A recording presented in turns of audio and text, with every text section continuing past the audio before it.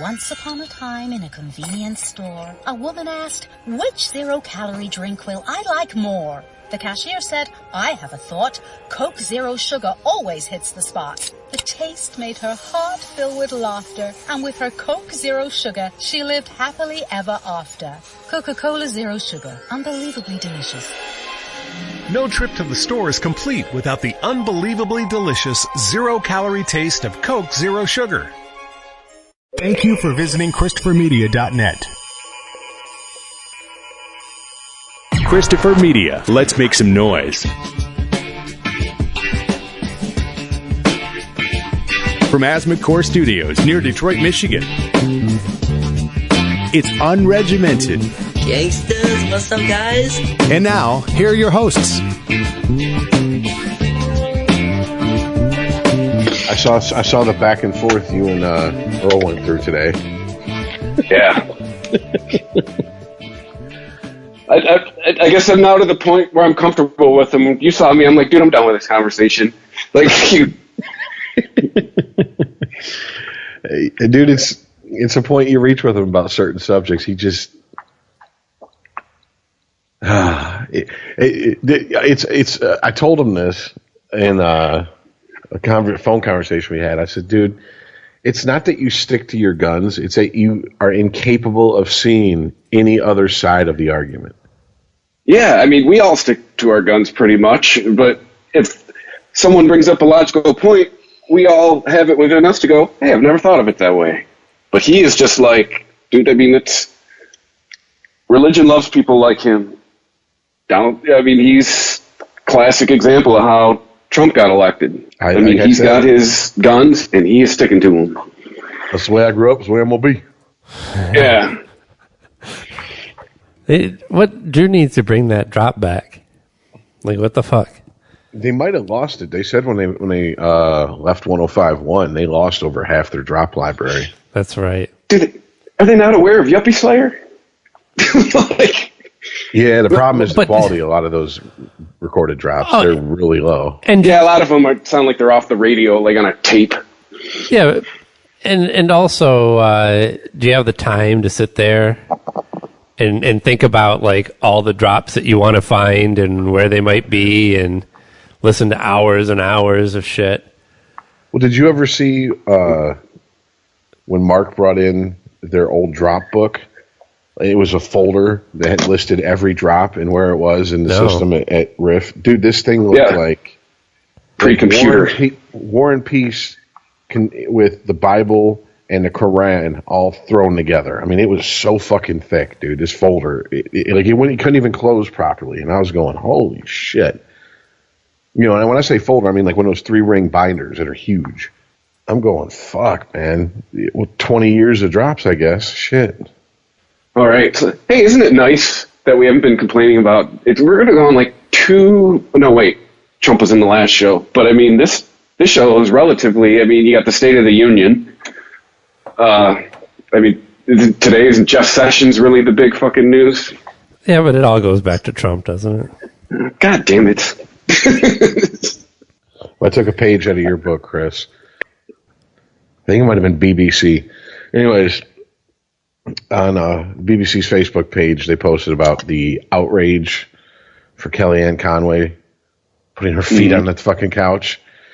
And I just quickly posted, I'm like, this is a non-fucking story. This outrage is a tiny percentage of people on Twitter. Stop validating these morons' opinions. Oh, you probably just got fucking jumped on. To be honest with you, it was mostly likes. Just out of note, I turned off the notification because I got tired of my phone dinging every fucking 30 seconds. So apparently our British brothers and sisters across the pond tend to look at it like you do. Like there's other shit to be mad at his administration about besides this bitch putting her shoes, fuck your couch, nigga, type shit, Yeah. Oh man, we're fucking dumb, dude. I always thought I was being over cynical, and no, man. I retweeted a tweet from Jimmy Kimmel. I think it was today or maybe yesterday. It said, idea for 2017, find It was something like find real things to be mad about or something like that. It's like, yeah.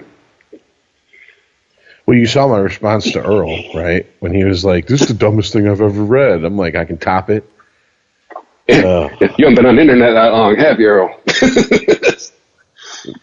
Dude, the whole there's no such thing as like, evidence was one thing. When the bitch said that air conditioning is sexist, I was like, okay. I'd been sitting on that for like 2 months. I had that in my meme folder, like waiting for the time to pull that out. I'm starting to wonder if we're just being trolled, like just by like people younger than us or something. Like they just all got together in a meeting, and we're just going to troll people 10 years plus older than us. Like people can't believe that shit, can they? Like especially that evidence thing. Like really, my buddy's daughter.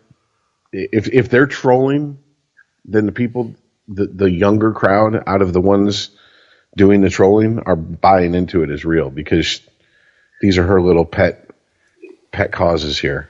You know, not the whole evidence thing. I don't think she's seen that one, but she did bring up that, you know, why the baby kid or whatever the fuck. Why do you go in the workplace? Is the air conditioning set at this? What if the women are cold? Put on a fucking sweater. Put on another layer of clothes. Okay, why the fuck should half the work crew have to fucking sweat like a bunch of slaves in the fucking sun? Why would she assume that the women would only be? Everybody's got a different temperature, you know. Well, first of all, it flies in the face of, aren't we all born exactly the same? We're all exactly 100% equal, right? So the women should be just as comfortable as the men, because we're all the same. No one's different. No one's better. No one's worse. We're all exactly the same. But that's beside the point. Yeah. And why is the temperature sealed off in a box? Because if not, people would be fucking with it all goddamn day long. Exactly. And everybody would be miserable. So there's a standard temperature, and you know after a couple days of going to work what that temperature is going to be, and you dress appropriately. It's the same as if you dress for going outside. Is it raining? Is it snowing? Is it sunny out? I should dress appropriately. But no, it's got to be about you and your, I guess women now are a special interest group. Well, I just, look, from a purely, looking at it from a purely logical point of view, if you work in an office and it's so hot, people are sweating through their clothes and their undershirts and they're wearing dress clothes, that's a problem. That looks unprofessional. Yeah. Okay. If you work in an office where it's constantly, let's say 68, 69 degrees and someone's a little chilly, it's a lot more professional for them to throw on a sweater or to put their suit jacket back on instead of sweating through it looking like everybody from the fucking movie A Time to Kill. All right? I mean, Jesus fucking Christ, man. Just think it through. Well, I heard this week, I forget, one of the podcasts I listened to, isn't one of the core, like, tenets of liberalism supposed to be, like, it's supposed to be about the greater good and you forego the individual? What? Like, no. Doesn't it seem like it's been flipped around lately? I think you're thinking of libertarianism. No, libertarianism is very much... Libertarianism is supposed to be live and let live. Born from the Ayn Rand idea of the John Galt and the Supermen and shit. He's talking about the good of the many outweigh the good of the few.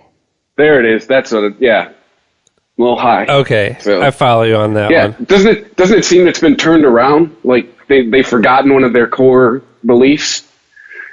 Well, now it seems it's all about the good of the few, fuck the many. Yeah. Well, is it even? Can you even call it? I mean, it's why I said, guys, I have such an issue when people are like, "Oh, these are progressives." No, they're not. They're the exact opposite. They're regressives. Progressives want to move society forward for the betterment of everybody, not for their little special interest group, their little identity politics, their little, list of master list of genders they found on fucking Tumblr. That has nothing to do with moving society forward. I mean, I talking to a buddy of mine, I said, in 100 years, I wonder if people are going, because they're talking about getting rid of LGBTQ, sometimes Y and all this shit, and just call it, oh shit, I forgot the new acronym. Oh. I think we should call everyone who's not heterosexual. They're just fey. But anyways, it's a new acronym they come up with, and it basically It's got to be an acronym. It doesn't single out anybody for being gay, straight, bi, pan, whatever sexual. It's just you are what you are. And I said, I wonder if is it better than the word that we use that's people? Yeah, basically. Isn't that just people? We have to think of a new word for people now so we can be all inclusive. I said in 100 years. Actually, it seems we're heading that way. I'll never make it to 100 years from now, but I'd really like to, if I could, if at all possible, and in Magic Land, be there just to see how our society looks back. Because I wonder if they would go, why the fuck were they so intent on dividing themselves up with these divisive fucking titles and labels, or if it's gone even further and we're even more divided and even more tribal because of the labels we put on ourselves. Because I can't tell which way it's going anymore. We've gone past we've gone past living in an Onion article to where we're through the looking glass. Black is white, white is black. Facts are what you feel they are, not what can be proven. The scientific method has been thrown out the window. I mean, I don't really see how we're going to come back from this. I really don't. Yeah, and divide and conquer. Shit, we're doing half the leader's job for him, in my opinion. We're taking care of the divide part for him. Someone's just got to step in and conquer at this point. We're doing it ourselves. I don't know. We'll see. It's amazing to me. All the warnings that we've been given in the last 60, 70 years, we've completely just pissed all over and said, nope, it's not going to happen. And it really is like we're a bunch of teenagers going, well, we don't care what our parents told us. We're going to fucking drink every day. We're going to use fucking hard drugs every day. And nothing bad's going to happen to us because we're different. We're special. We're really not. You pour enough booze in your body for long enough, your liver will shut down on you. No one's special. We're all carbon-based. You're born with either a penis or a vagina. We breathe oxygen. Welcome to the show, everybody. I think we're starting midstream again. What number is this? Like 175? 174. I'm Chris. I'm Aaron. And I'm Rich. Alrighty. Oh, one thing real quick I wanted to bring up. Did you hear about your girl there, Chris? Miss Rachel Dolezal or Dazee, whatever her name is? Yeah, I did. She's back in the news? Destitute. She's destitute. No one will hire her, and she changed her name to something really fucking African. Wow, she is black. Yes, and she refuses. That was a horrible joke, but feel free not to laugh. She refuses to say that she's not black, even though basically she's been shunned by that community. Well, let's just say a white you don't want her either. Community. Wait, she's saying that she's not black now? No, she refuses to say she's not black. She refuses to say that she's not black. I got you. And so now she's crying that she can't get assistance. She can't get a job. She has to live off food stamps, and no one wants to buy her autobiography that she wrote or her memoirs or whatever. You're trying too hard. Hey, Aaron's right. Welcome to being black. This is what you wanted, right? Right. There you go, lady. Okay, congratulations. The rest of America doesn't give a shit about you. But I'm with Chris on this. The more I think about it, that was the tipping point. Like, that was the point where we fully, as a society, fully inserted our heads up our own asses because we allowed someone who was born white with red hair and freckles to come out and say, I'm transracial. And we didn't call her on her bullshit. The moment where what I feel trumps facts. That is probably the moment where that took over. But I don't feel like calling her on her bullshit is the appropriate response. I feel like the appropriate response is, all right, like, what does it matter to me? Okay, do I make your paycheck out to a different name, or? Well, I think the thing is that's officially the ringing of the bell. That's where people started thinking, oh, wait a minute. No, it's all about what I feel. You can do that. I guess that's kind of like my point. No, but I was speaking specifically to Rich's statement that nobody called her on her bullshit. And I don't think that she needs to be called on bullshit. It's just, hey, that's fine. No, I'm done with that, dude. It's gone too far. It's gone too far. Well, whatever. I agree. I agree with so many fucking things in that aspect. It's not like she was claiming that she was Native American so she could get into college. Like, what did she really want to get out of this? She checked on her college application, African American, and got in under the guise of that. Okay, she basically is doing a 21st century version. She gamed of the a movie bullshit Soul Man. system. She gamed a bullshit system of numbers. Then why? Okay, she's doing a modern day version of the movie Soul Man. Okay, except for she's not C. Thomas Howell. That's it. Yeah, she's putting on a 21st century minstrel show is what she's doing. And so what? And haven't we all agreed that's fucked up? And yet, did we take care of that like 100 years ago? And Halloween, you can't dress up as an Indian because that's cultural appropriation, yet this isn't. This is the definition of cultural appropriation. And for all that's a horrible sin these days, she isn't called on it. It takes the business world shunning her because they're like, look, you are a toxic person. There's no way we could use you as the face of our company. Right. Like we're gonna hire you, and you're gonna be on the news in a week talking about how you make 70% less than your coworkers because you're black. I mean, that's what I can't. Wouldn't it because she's a woman? That too. I have no problem, and I agree with you on a lot of things when it comes to how does it affect me. It's not that big of a deal. I don't care. But this is bullshit because this is actually taking positions away. If people start this nonsense, this is taking positions away from people and lying to people and us just turning a blind eye towards it because, well, we don't want to offend anybody. Because, well, you can argue. Let me ask you a question. If I started walking around saying, I feel that I was born in the wrong body, I need to be black. I should have been born black. And I start walking up to people and using all the language that comes with being born black. Do you think that's going to fucking fly? No, I think you're going to get your ass kicked. Do you think? No, I'm not talking about just dropping the word nigger and being like, what up, nigga? I'm talking about walking around talking about my people have been oppressed. Yeah. My people I follow you. reparations. I follow you. I think you get your ass kicked. Rightfully so. I think so, yeah. She is patient zero for the feelings movement, in my opinion. Like now, it's not like she started it; it was heading that way. But as far as this new mentality of facts don't matter, it's what I feel. She's patient zero in my book. She's the fucking person that started kicking that snowball down the hill.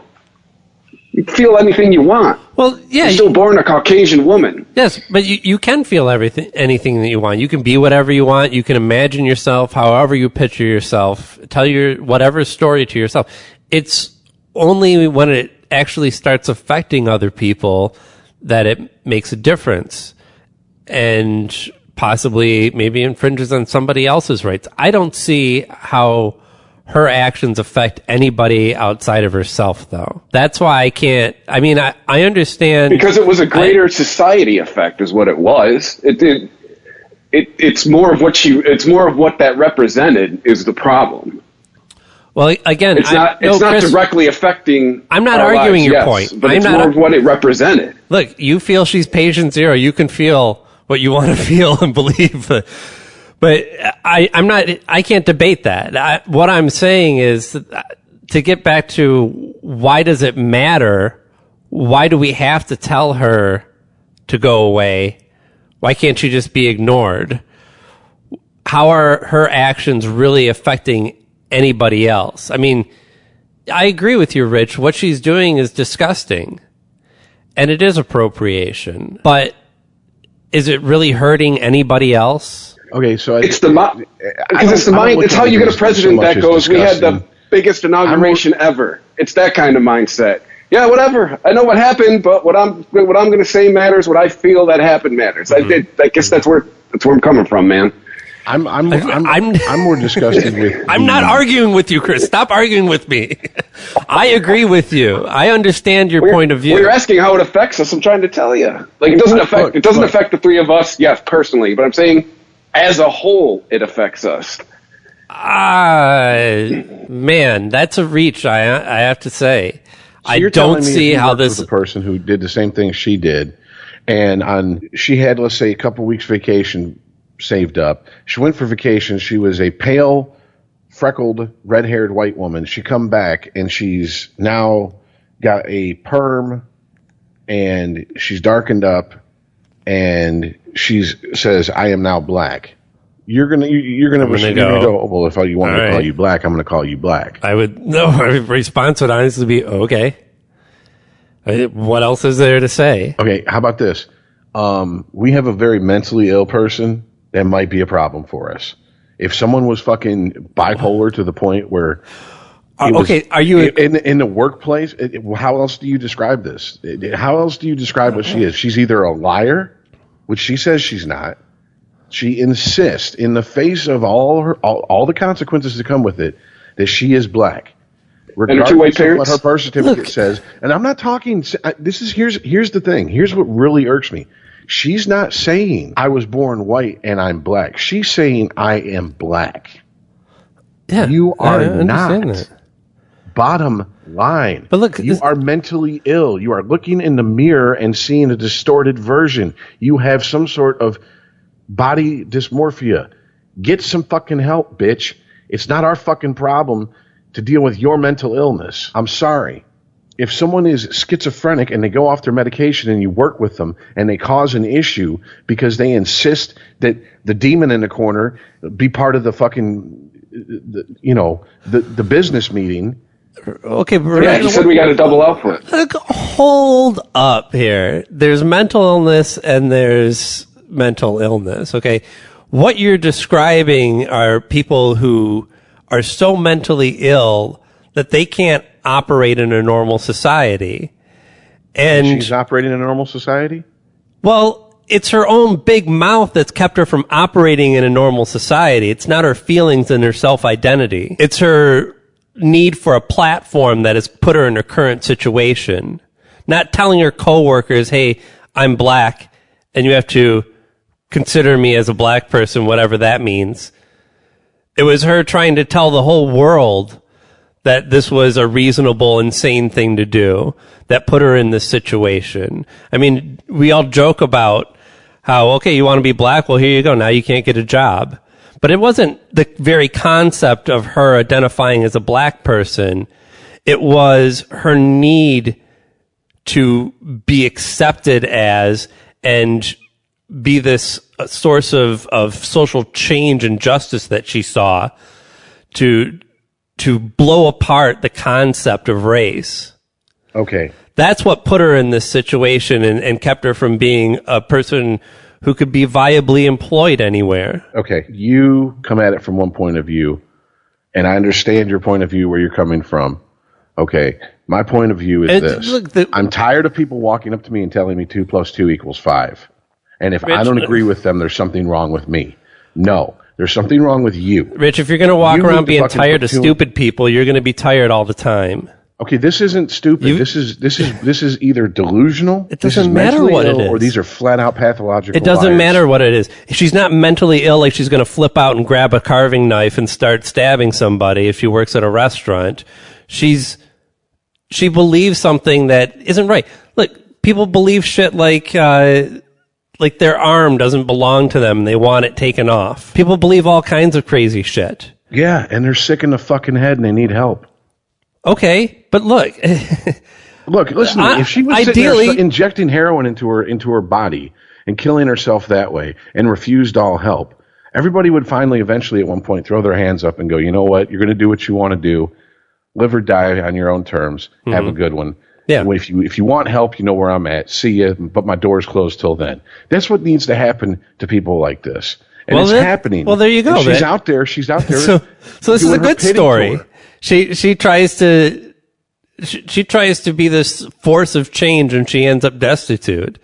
I mean, Because I believe it wasn't. She wanted to use the guise of this blowing apart the concept of race, but really she just wanted a platform. She wanted to be heard, and she wanted to be accepted. Now, those things aren't horrible qualities as a concept. Everybody wants to be heard, to be accepted for who they are, but to do it in a way that that almost satirizes the struggle of the people that you claim to identify with is truly disturbing. But I look at it, I mean, okay, you said bipolar before we got into flat out seeing shit.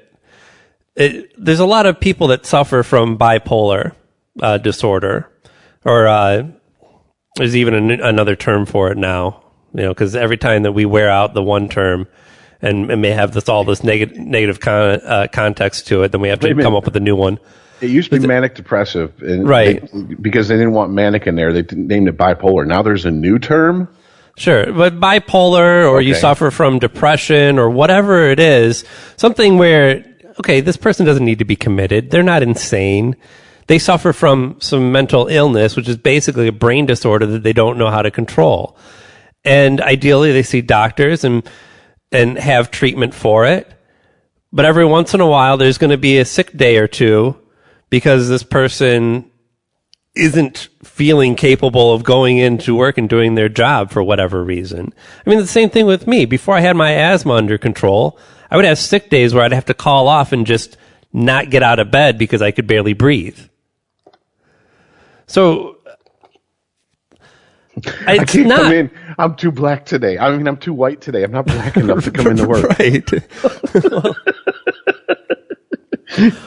I gotta sit and watch some Dolomite movies and get up on my blackness. I'll be in tomorrow. Come on, dude. Okay, look, I understand where you're coming from, but at a certain point, you have to look at someone and go, sticking feathers up your butt doesn't make you a chicken. Stop it. But my point is though. Wait, I didn't get to finish my point though. If you accept that she is mentally ill. Oh, we just lost Rich. All right, it dropped out there for a second. Huh? We have you again. Yeah. Did you mad hang up? Okay. All right.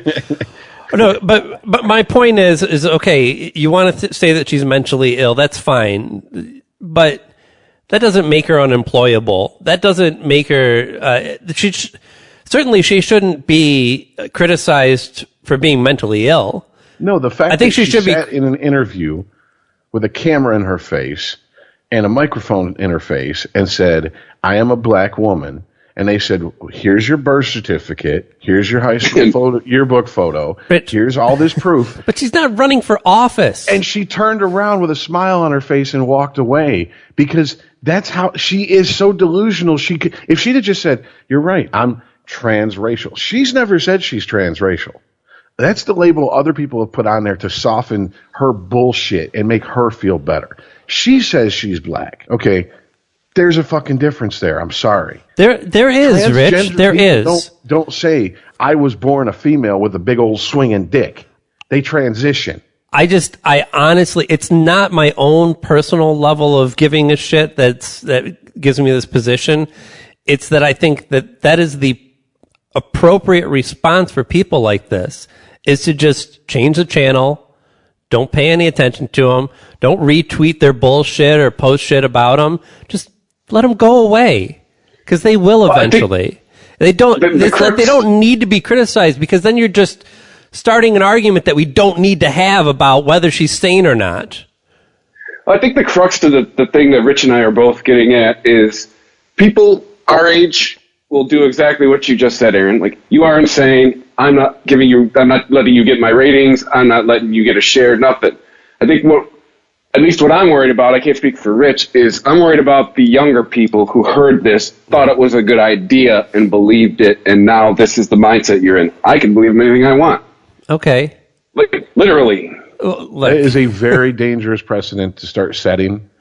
Because, once again, we've proven this in the last 5-10 years. Where does it stop? Well, I appreciate your concern for future generations, but guess what? We have no control over what they're going to think or how they're going to live their lives. It doesn't matter. Getting her off the airwaves, pulling her platform out from underneath her is not going to change anything. And even giving her own television show won't change anything. Oh God! You know what? As much as she fucking annoys the shit out of me with this shit, I would almost watch that at least for a couple episodes. Well, I'd watch the highlights on YouTube. I want to drop that bitch in so bad on the east side of Detroit and have her talk her shit and see how far she gets. Yeah, I really do. Yeah. I really do. Drop you at 7 in John R. and start talking that mess. No, see how it goes for you. No, but I'm totally in agreement with you that as her for a case study for what the fuck is going on in this country. I agree that that whatever she thinks borders on mental illness. I mean, if Michael Jackson was crazy, this bitch is crazy, right? And I cannot get behind the bigger concept of she needs to be chastised. She needs to be outed as a fraud and a hypocrite and a racist in her own right for the greater good of this country.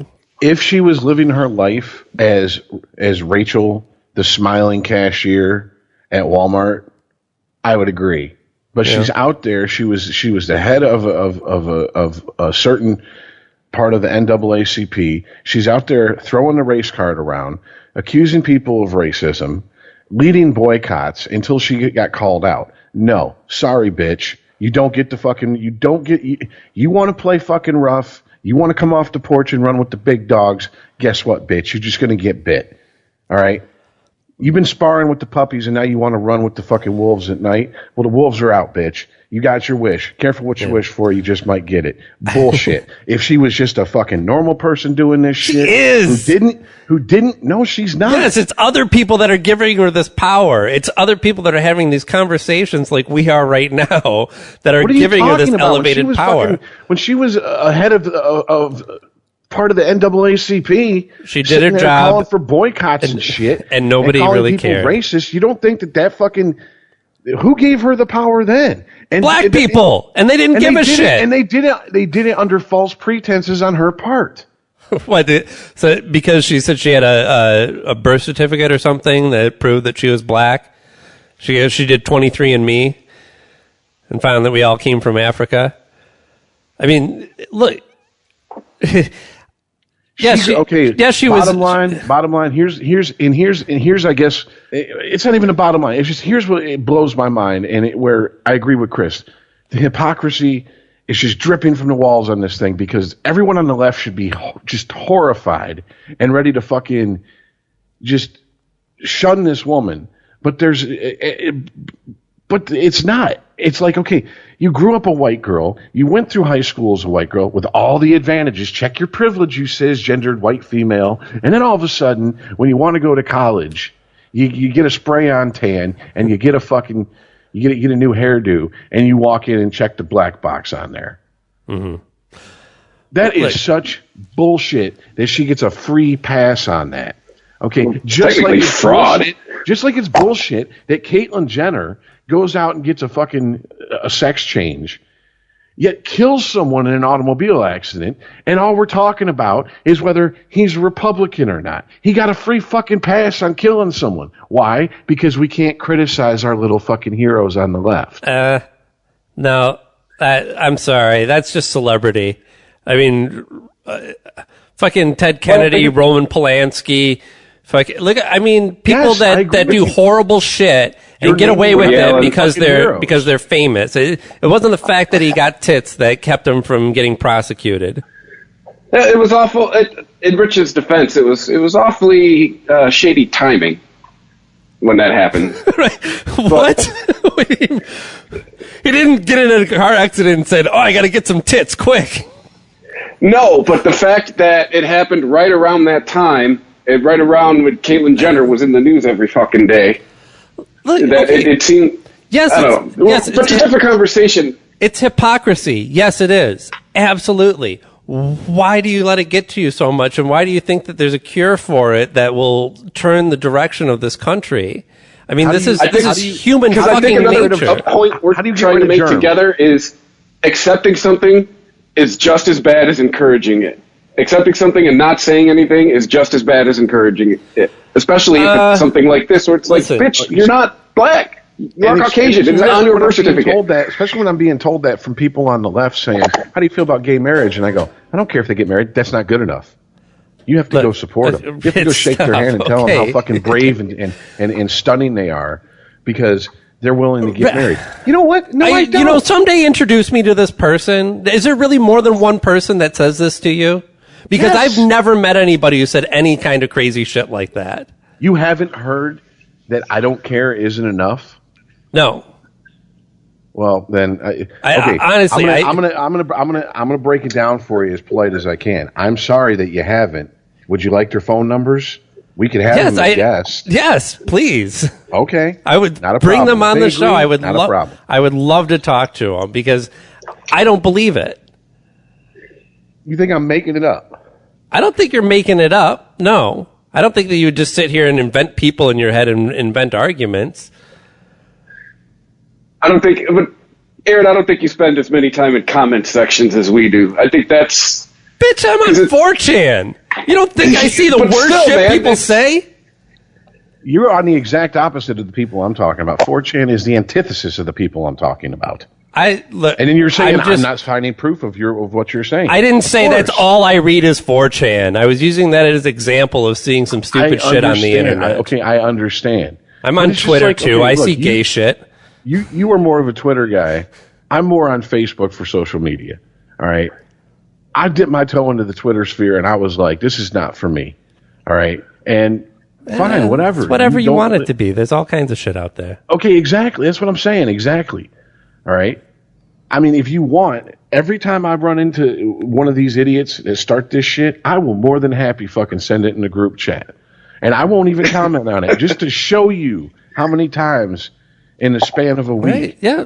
Please prove me wrong, but I'm just astounded that these conversations happen. In today's society, you're astounded? Yeah. I mean, I don't understand what you're astounded by, that the conversations themselves are happening, that people feel that way, or that people would be willing to talk about it. Because neither shock me anymore. Because I've never met a gay person that said anything close to that anywhere around me or to me. He's talking about people who aren't even gay. I've never seen people on social media or on the internet voice this opinion. I've just never seen it out there. I will guarantee. And it's not for a sheltered life. What Chris just said is accurate. I guarantee you most of the people saying this shit aren't even gay. They're just people who are outraged for other people. I never claimed gay people were saying this. I never claimed this is part of what gay people who want gay marriage are saying. But I don't only follow gay people on Twitter. I mean, no, I understand. But what I'm saying is these are people saying this shit, and whether they're gay or not, where is this where is this idea coming from? Okay, we're supposed to everything that happens we're supposed to be cool with. You yourself have said this multiple times, not just today, but multiple times about multiple subjects over the lifespan of this fucking podcast. Mm-hmm. If it doesn't affect me, what do I care? All right. And for high 90s% of shit that happens in this world, I agree with you. All right. This just so happens to be one of them subjects I don't agree with you on because, and I'm just going back to the Rachel Dolezal thing for a second. Okay. Thank you. I was going to ask. Okay. Because she benefited and she spoke on behalf of people that had no problem with her representing her, obviously, or else they would have gotten her out of the position. Yes, they did, because the minute they found out the truth, it was bye-bye, baby. Well, there you go. Yeah, she got fired, yeah. You see what I'm saying? She, under false pretenses, she became a mouthpiece for people who would have never given her that fucking chance in the first place. Okay, there's some guy out there that you don't know and have never met that lied on an application to get a job, got found out later, and they found out he did indeed have a criminal record, and he was actually in charge of, he was a security guard with a gun, and they fired his ass. Well, that's good, right? That's the end of the story. If someone We don't was have to born like. black, if We don't someone have was to. born- We don't have to someone who lambaste this person. We don't if have someone to. who was born black and was raised black, and all of a sudden when they went to college, they started passing as white, insisted they were white. Okay, joined an organization, rose in the organization to become a mouthpiece for an organization that called for boycotts against black people. Mm-hmm. That called for it was attacking certain groups in the black community. Right. Okay, and then the truth comes out. Every black person would be like that Uncle Tom motherfucker, and everyone would be outraged. Okay. Flip the coin, but because what? Here's what it's. Am I going to be outraged? She's wait, white, wait, wait. She gets a pass. She's I'm not female, going to. She gets a pass. I'm not going to be outraged. It's not a pass. It's a go fucking away. Just go away. What you're saying is nonsense. Well, I mean, I will. Ultimately, Aaron, if you want whatever she did as head of the NAACP for that chapter, the damage has been done. What damage? What damage? They end up sadly, the people in that chapter end up looking like fools because they got fucking fooled by someone who you could take one look at and go, okay, wait a minute, seriously, even if you are black, there's a white boy in the woodpile somewhere. Come on, let's be honest here. I mean, she wasn't that dark. I You ain't talking Wesley Snipes here. Listen, I conserve my anger for things that affect me directly and things that I think that I could actually change. Hey, by the way, this Aaron, if you this want to not meet only some of those doesn't directly affect you, but it's I get not. that, man. You can't change that mindset. Aaron, if you want to meet some of those people Rich is talking about, type what you just said on social media. They'll come find you. You'll be called insular. Let's see, what else? Probably a shitlord. That's Because fine. all you care about is you and your life. No, I didn't say that at all. You said if it doesn't affect you, you don't care, right? Yeah, and what affects me? I mean, all kinds of shit affects me. War, the economy affects me, the environment affects me, the state of civil rights and privacy in this country affect me. All this shit fucking affects me. Trust me, I get what you're saying, but I'm saying if you want to, I'd say you want to meet these kind of people on social media that Rich is talking about, type that in. They will find you. The SJWs will find you. And they will tell you that everything matters, whether it affects you or not. Yes, and they're SJWs, and they're going to find something about anybody to criticize and to use as an example of why they think that people are closed-minded or whatever it is. They will find whatever fits their mold. They're no different from any other ideologue. Look, if you want to talk about hypocrisy, just look at the Jeff Sessions story this week. Okay? So Jeff Sessions... Nice pivot. Well, but I want to use this as a real example, though, of what we're talking about, because it was so interesting to me that, they find out that it was reported that he had conversations with the Russian ambassador twice, and he lied in his confirmation hearing to Al Franken, of all people, the man who wrote the book Lying Lies and the Liars Who Lie Them or something. And what happens to okay, so the right says, well, look, he wasn't lying. You know, he talked to this ambassador. Al Franken was asking him directly if he talked to him about issues about the Trump campaign. Well, no, he didn't. He just talked to him about something else that nobody can remember what it was they talked about.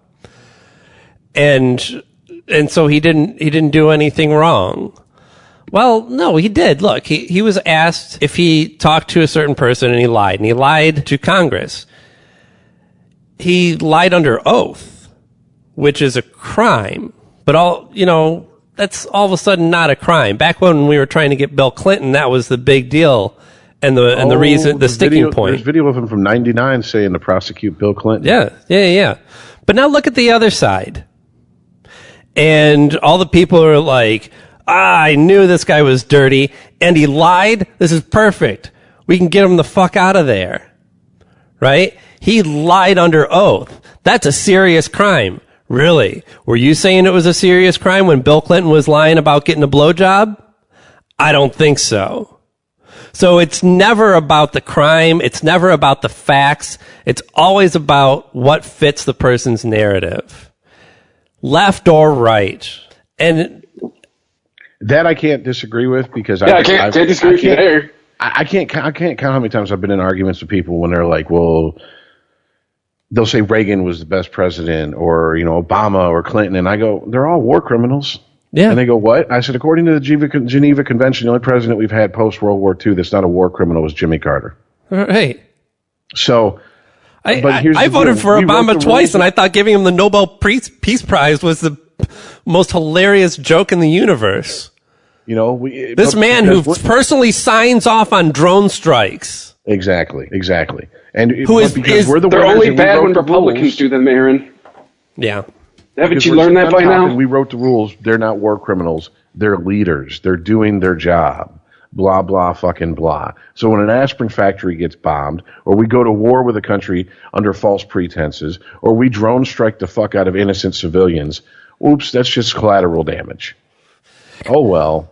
Hey, before we get completely off the subject of race, though, I did want to bring up Get Out. Now, I haven't seen it. I guess did it come out last weekend, or is it out this weekend? I think it came out last weekend. You mean the black version of the Stepford Wives? Yeah, because that's what yeah. I thought it was. I honestly thought it was a reimagining of the Stepford Wives when I first saw the trailer. I had no idea what it was about until It has that vibe to it. Yeah, something is going on here, and all the people are So weird. I have no idea what you're talking about. Want to clue me in? You don't. Okay, Jordan first of all, Peele's movie. Wait, you haven't seen it? Do we give away spoilers, or do you? Spoilers. I haven't seen it. Do you not want to hear spoilers? You've seen it? Yes. Oh, okay. No, I don't want to hear any spoilers about it. Okay. Then I'll do my best to.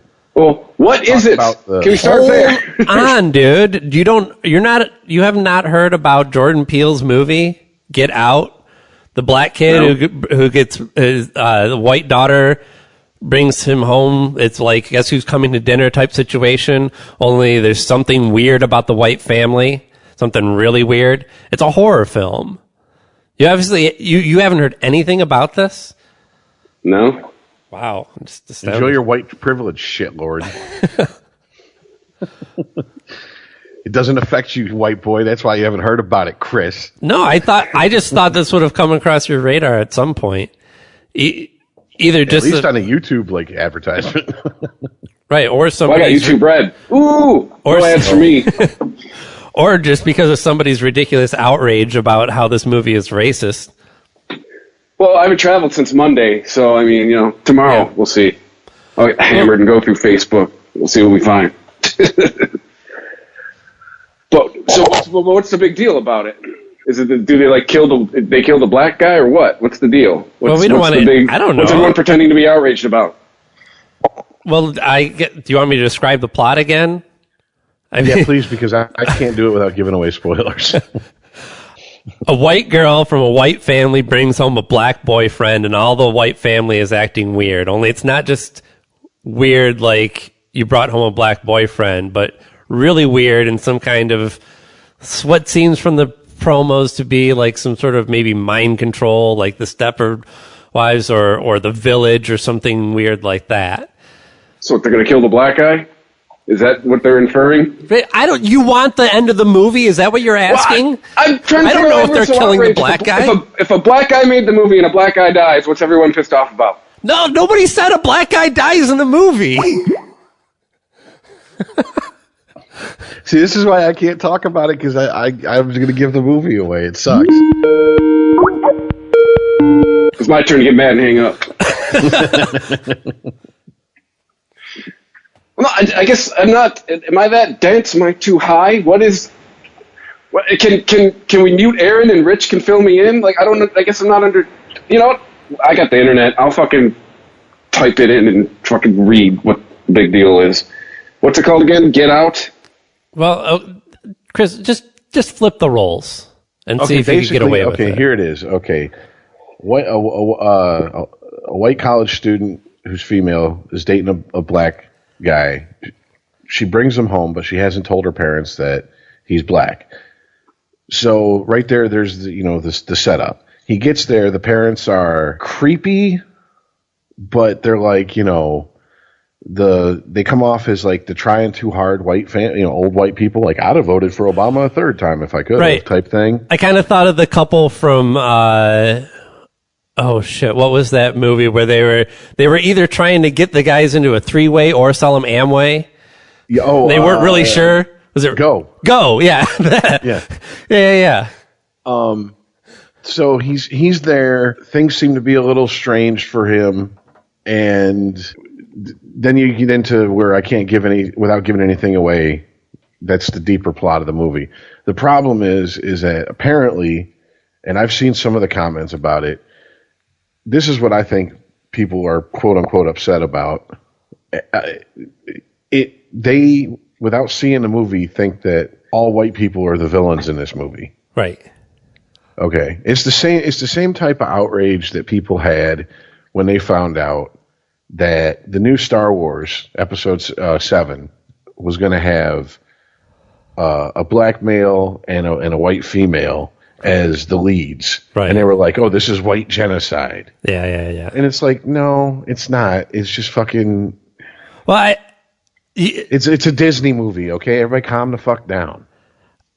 You can't imagine where this controversy would go. I mean, I'm sure everybody was going straight for the tried and tested argument of flip the roles and it would never work. If a white guy wrote a story about a white guy going to visit a black family and they all looked to be weird and he thought he was going to get killed, that movie would never get made. But this black guy gets to make it in the mid 2000s. It was the remake of Guess Who's Coming to Dinner with Bernie Mac and Ashton Kutcher. Right.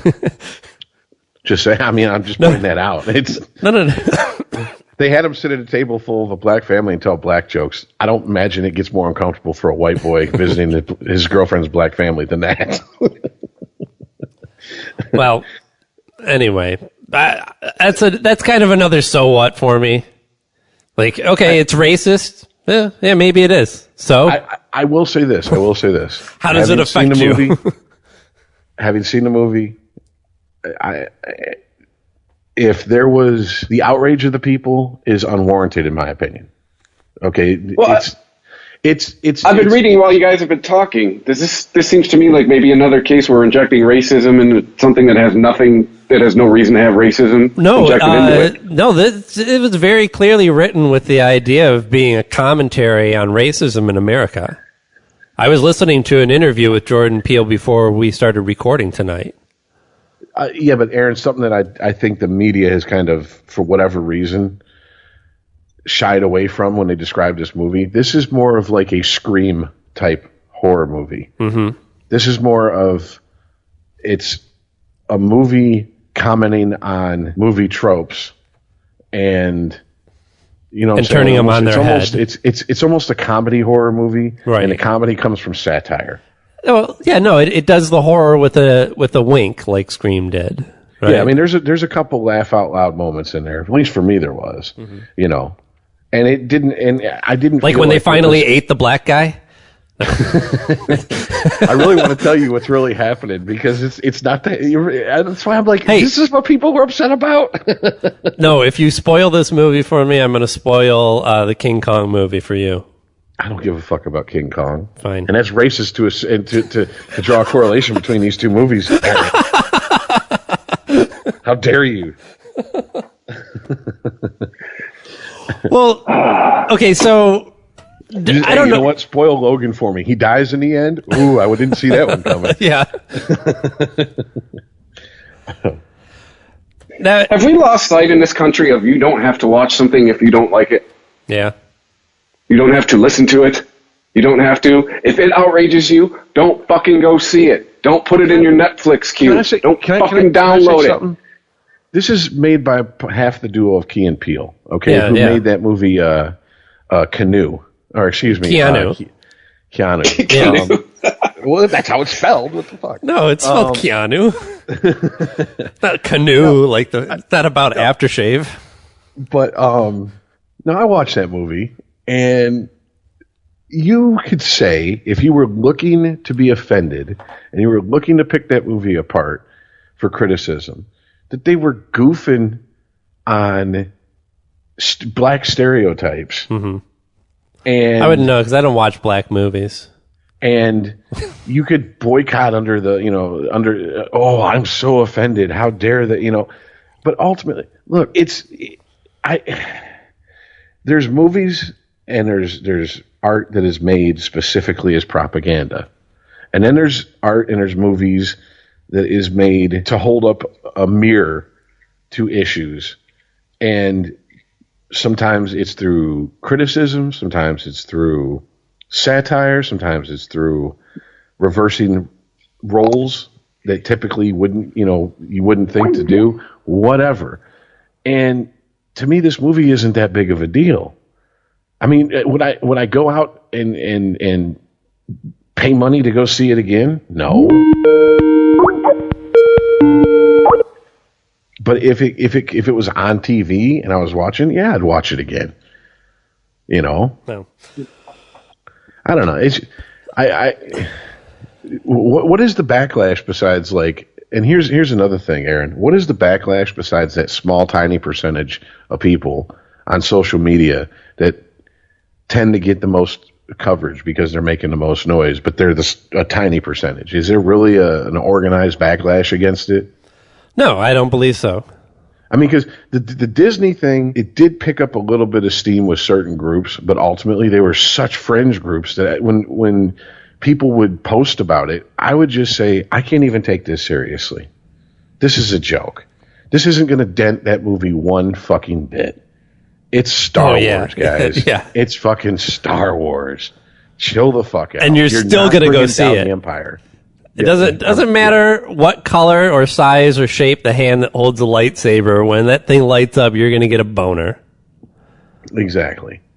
And I just couldn't take it seriously. And it's some of the only two like videos I've seen posted from people that were feigning outrage about this movie, the Get Out movie, was the guy from InfoWars, not Alex Jones, his little British buddy, who does the staring straight into the camera and comments on shit, and Gavin McInnes.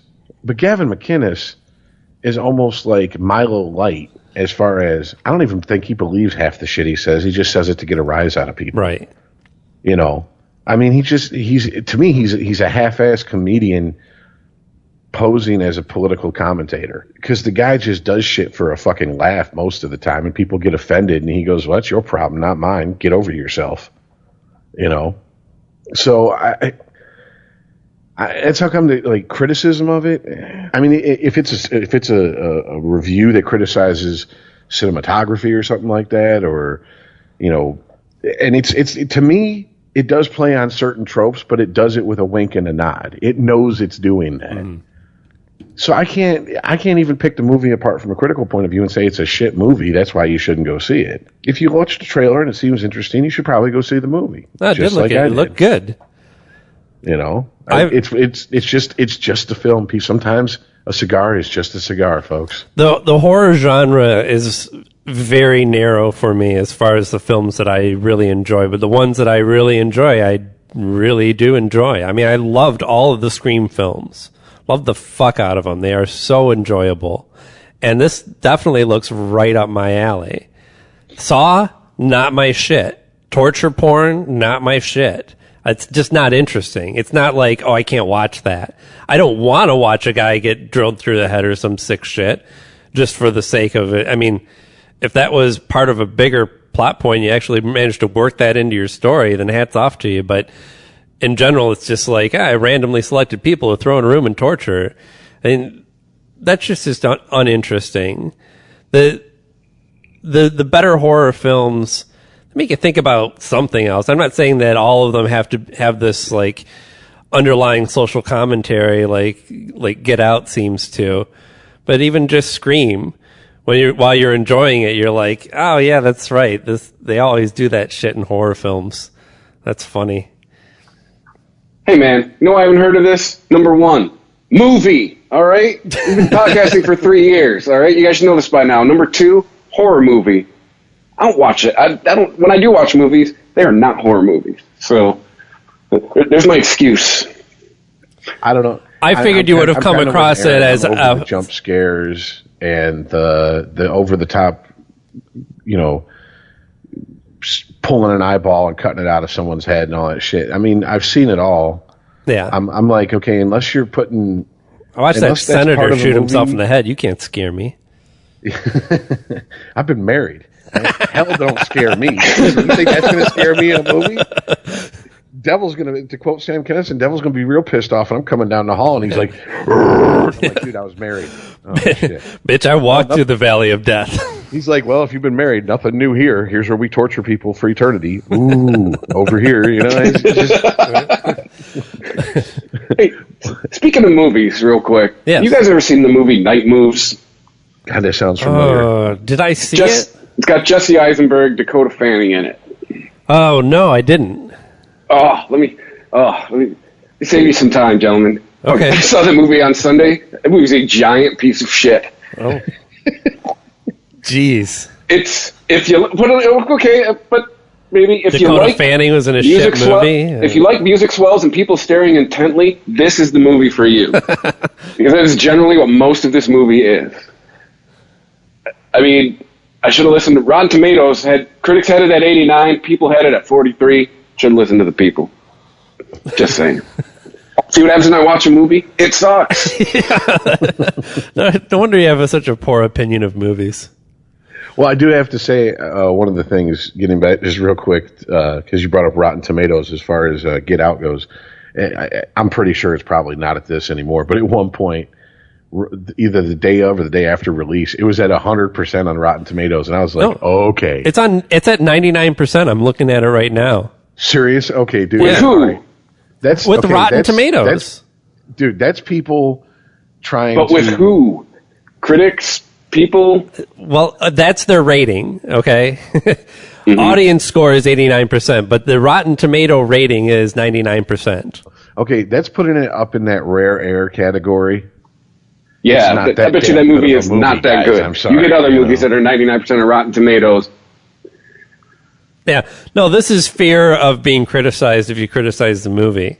Yeah, exactly. That's a preemptive strike on the backlash towards the movie. If I had time, I'd go through and figure out what critic gave it a negative review. And just troll them. No. Someone from like, some writer down in Alabama. Well, okay, so Rich, I guess the reason I was so combative on the Rachel Dolezal thing is because of the current arguments that are going on in the public when it comes to, well, we just had we're in award season now, and that's where a lot of actors get to stand up and say shit that other people can be outraged about.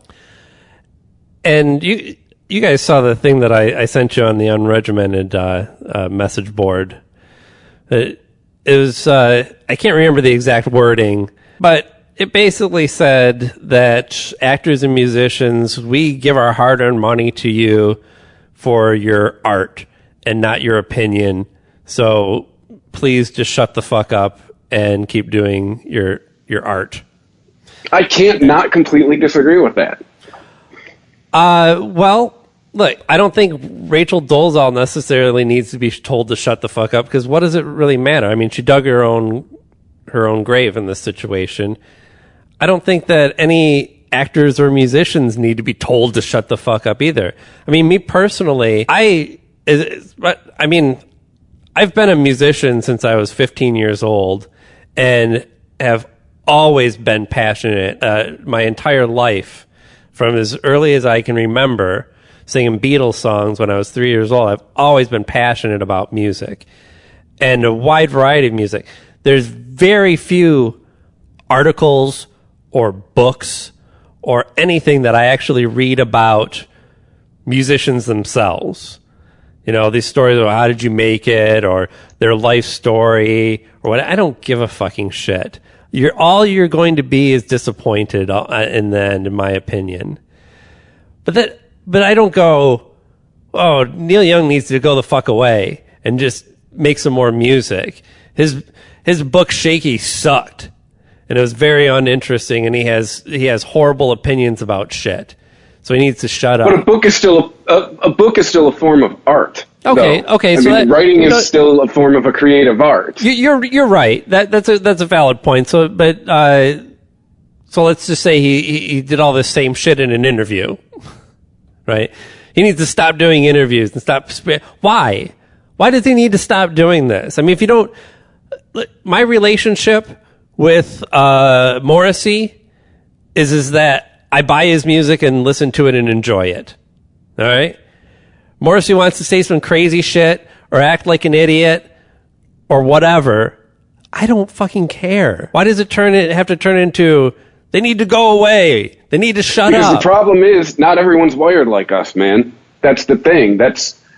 You were giving the general public far too much credit after November 8th. A lot of these people, dude, the fact that the Kardashians are a thing should tell you everything. So many people, it's escapism. So many people watch this shit or listen to these people and take what they say as the fucking Bible because we have some strange fucking fascination with celebrity in this country. I think that's kind of more where that's coming from. It's not... They're not talking to the smart people, I guess, is what I'm getting at. We're back to not everybody thinks like us. Trust me, I get it, but majority of us don't. But that's kind of the same attitude. That's why I was so combative when it came to Rachel Dolezal. I mean, I'm totally in agreement with your opinion of her. It's just you lose me when you say that she's got to go away or that she needs to be silenced or whatever. I mean, to me, it's the same thing as people telling oh God, I forgot her fucking name. Streep. Starts with an M. Meryl Streep. Meryl, thank you. I kept wanting to call her Madeline. Yeah, Meryl Streep. Like, okay, yeah, so she says some shit that you don't agree with. She says some ridiculous shit. She's got different political views than you. And you'd rather she just say, okay, so don't watch the fucking awards. Okay, so don't make it this cult of personality. Just go watch a fucking movie that she's in and enjoy the performance. Aaron, okay. It seems that I wasn't making myself clear, so I'll put that on me. I'm not saying, because I believe I've said this when we brought up Rachel Dolezal before, and it does tie into what you're saying also. I'm not saying what she accomplished while she was part of the NAACP and her opinions about race or race relations or whatever. I'm not saying she needs to shut up about that. What I'm saying is good ideas and great things can come from people who are fundamentally flawed. All right. Perfect example, Martin Luther King. I mean, universally in this country, probably in most of the world, seen as, one of the top civil rights leader in modern history. He was a whore behind the scenes. I mean, the motherfucker was fucking everything. He's a flawed human being. Okay, so if Martin Luther King, if he was alive today and he got up and gave a speech about race relations, I'd listen to him. If he got up and gave a speech about how to stay faithful to your wife, I'd tell him to shut the fuck up and sit down. Right. Okay. Rachel Dolezal needs to shut the fuck up with this I'm black bullshit. That's what I'm saying. That's what I was getting at. Now, Meryl Streep and other celebrities and everything standing up and saying their opinions about shit, I don't really care one way or the other. It's if they were insisting their opinions are facts. Doesn't everyone? And trying to not everyone. Too many people do. Since last year, yeah. People. How many times on this podcast have I know it's happened to me more times than I can count. We start talking about a subject, and by the end of the discussion, if I haven't at least rethought my, or if I haven't changed my mind, I've at least rethought or looked at it from a different point of view that I wasn't seeing before based on our conversation. To me, that's what healthy, critical thinking adults do. They're able to go, I don't agree with your point of view and where you're coming from on this subject, but I can see your point of view as much as I can without being you, obviously. Okay? It's Meryl Streep got up there and basically said, I don't like Donald Trump. He's not a good person to be president. And then basically shit on football and martial arts and said, those are the only arts we're going to have if we continue to go down this road. Which I thought was stupid. Okay, so here's the deal. She doesn't like Donald Trump. I don't care. I don't like Donald Trump. Okay, so if I ever met Meryl Streep and I wanted to say something more than, oh my God, it's Meryl Streep. Hi, nice to meet you. Loved you with Defending Your Life. Don't really care about the rest of your work. And she wanted to have a conversation. I guess that'd be a starting point. We both don't like Donald Trump. Well, okay, let's go from here. Oh, really? Anyway, I don't want to argue with you about Meryl Streep's career. No, she's a great actress. I'm just not into most of her movies. You didn't like Adaptation? Did you see Woman on the Edge? Never saw Woman on the Edge. Adaptation, that's the one with Chris Cooper. Yeah. Where he's like, once you get missing his NASCAR, teeth. it's like a fine wine. It's right, where he's the dude from Florida. Yeah. I saw it once, and to be honest with you, I was a little overserved. I love it. So I don't remember much about it. No, I mean, I've never even seen Sophie's Choice, dude. No, I haven't either. I don't even know what the choice is. My choice was not to watch it. I made Richard's choice. You know, but I mean, still, it doesn't. Like I can. That's very unmillennial of you. Baby, yes. You should have watched it and then be offended. I can appreciate her talent, but it doesn't mean I'm a fan of it. Okay. I can appreciate the fact that it's just like the old. Okay, Michael Jackson. Where do you separate the artist from his personal life? The musician from what he did outside of you music. have to, because it's not them, right? We like to believe that artists put everything that they have into their work. No, they don't. They make a version of themselves that they want you to see. That's what art is. I mean, I will say this. When it comes to the person being the like a performance art, that's what art is. Listening back to certain artists after finding out things I've known about them has definitely made me rethink a few songs. Case in point, Michael Jackson with "Pretty Young Things."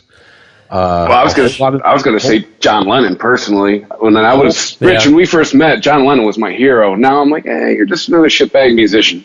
Once you find out more about the guy's personal life, you made great art, but catalog. Yeah, and probably the third best songwriter in the Beatles. But no, in my opinion, John Lennon. Yeah, I mean, I've had. See, that's where I guess, Aaron, you say you don't really read books about bios and interviews. No, I don't. I mean, unless there's certain exceptions, but. Well, I guess, I'm not completely disinterested in it. I've read Marilyn Manson's book and the one about Motley Crue, but I don't listen to Marilyn Manson or Motley Crue. So that's kind of different. Like just reading about rock stars and rock star shit, that's fun. But, just because I think somebody plays amazing guitar doesn't mean that I want to know everything about their lives and all their opinions are valid.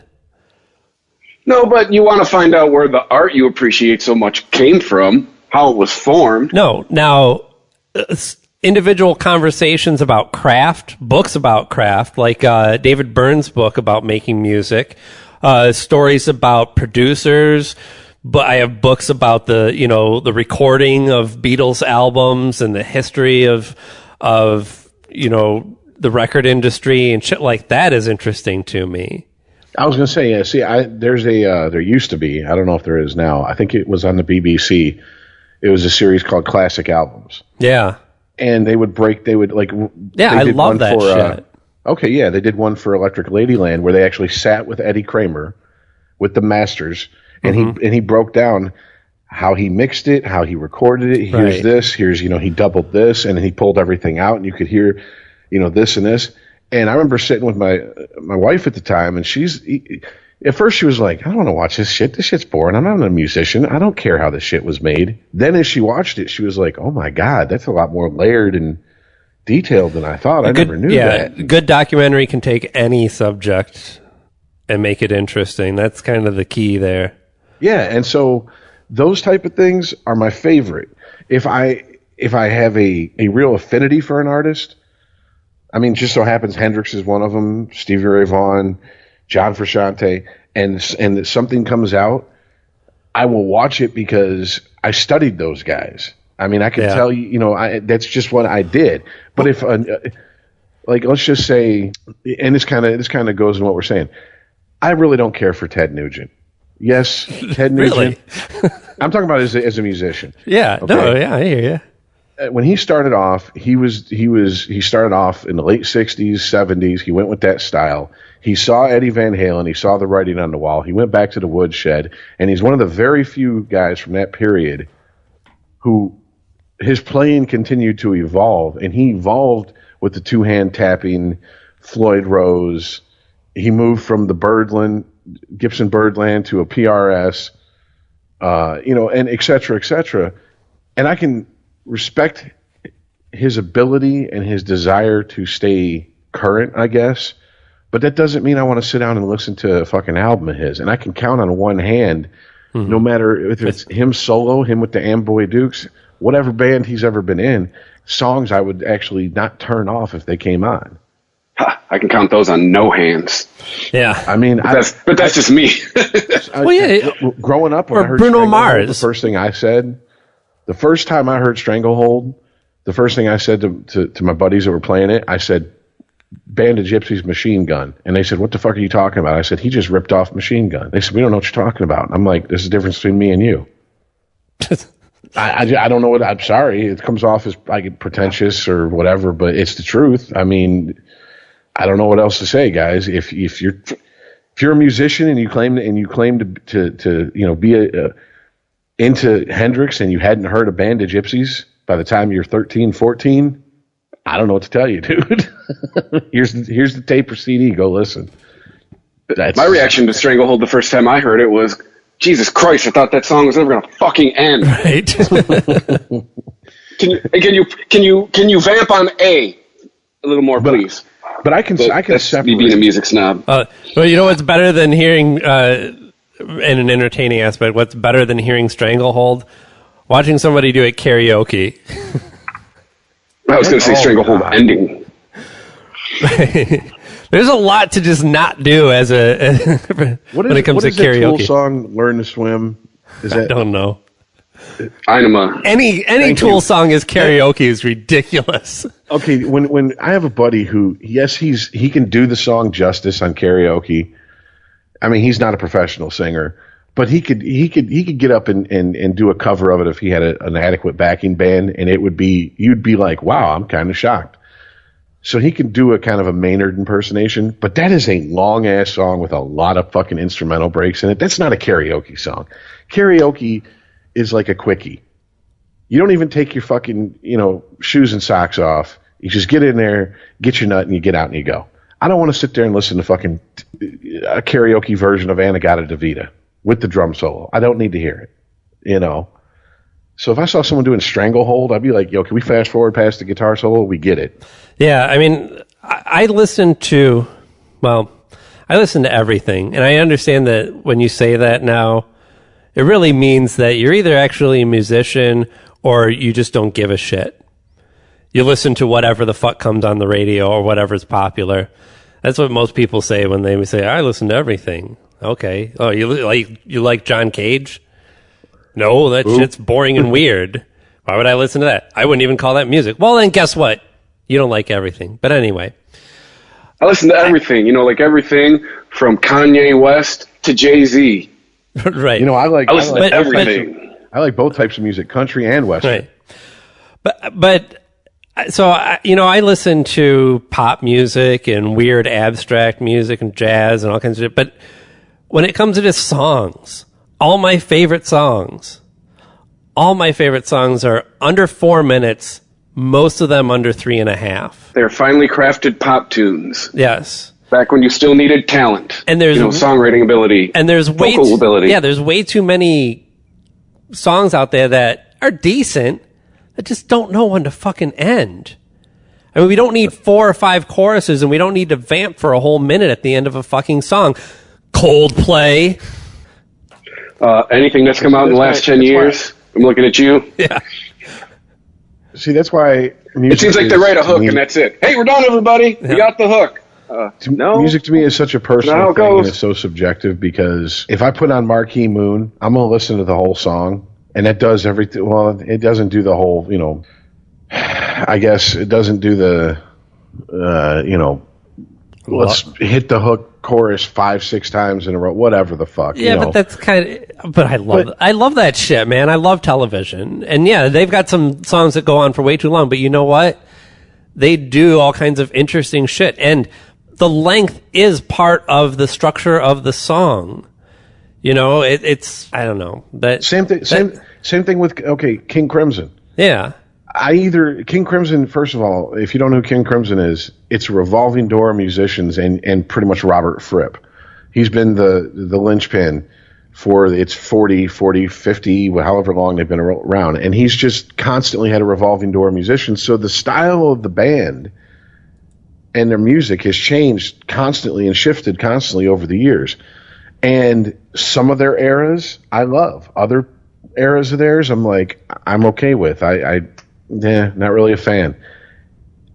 And you say King Crimson to the average person, they either think in the court of the Crimson King or they think 21st century schizoid man.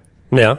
You're very rarely going to get anyone who's going to say, Three of a Perfect Pair or, Cat Food or any of the other more obscure songs of theirs. And so when I hear people, like you said, say I listen to anything, I'm like, so in other words, you have 89X, which is for people out of our area here in Detroit. They have modern rock. Right. Yeah, alternative. They have probably top 40 adult contemporary. Mm-hmm. They have classic adult contemporary, classic rock. And they have pop station and the pop, or yeah. Probably a butt rock station, which would be Riff or something like that, and a country station programmed on their car, and they think they listen to everything. Right. That's their definition. Everything on the radio is what they really mean, which is like 1% of all music. Less. And it's funny to me because you're talking about young people using the radio. Yeah, that too.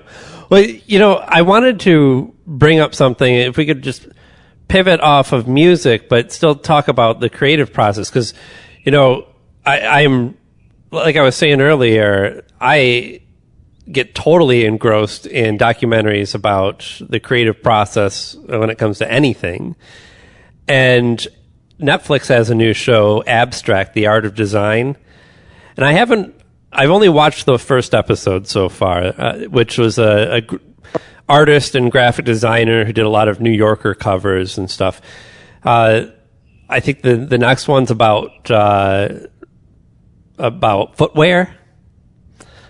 I don't know what's after that, but I'm interested in watching the entire series. But specifically about episode 1, I'm trying to look up the artist's name, but I can't. I don't have it handy here, but it's on Netflix. You can find it out.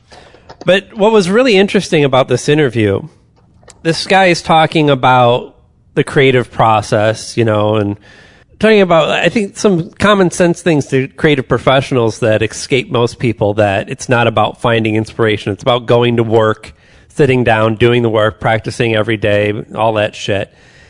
And, and definitely there's talk about inspiration. And it's impossible to talk about inspiration for anything and separate that from somebody's personal life, because that is one of the most personal things that you can have, is your inspiration to create art. That doesn't mean I need to know his entire background and everything. I wasn't interested, and they didn't talk about that. But the documentarian was prompting him a couple times to be like, I really want some footage of just you, like, brushing your teeth. Like, people want to feel like they can connect with you, like you have your routine or you're just a normal person or something like that. And he kept pushing back against that. And he said, finally, he told the documentary maker, the interviewer that he was working with, he's like, look, you can put a camera on me and watch me brush my teeth, but I can tell you, it'll look nothing like me brushing my teeth all alone in a room.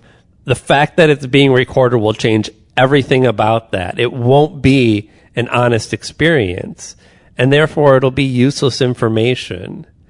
And that's kind of where, I remember the other thing I wanted to tell you. So that's kind of where I'm coming from when it comes to, seeing the person behind the art. There's only so much person I want to see behind that art. And I think a lot of that comes from, in my high school years, my love of the Doors and Jim Morrison, right? I used to love me the fuck out of some classic rock, especially Led Zeppelin and the Doors. Still like Led Zeppelin, although it's kind of lost some of its sheen just from repetition and over enthusiasm.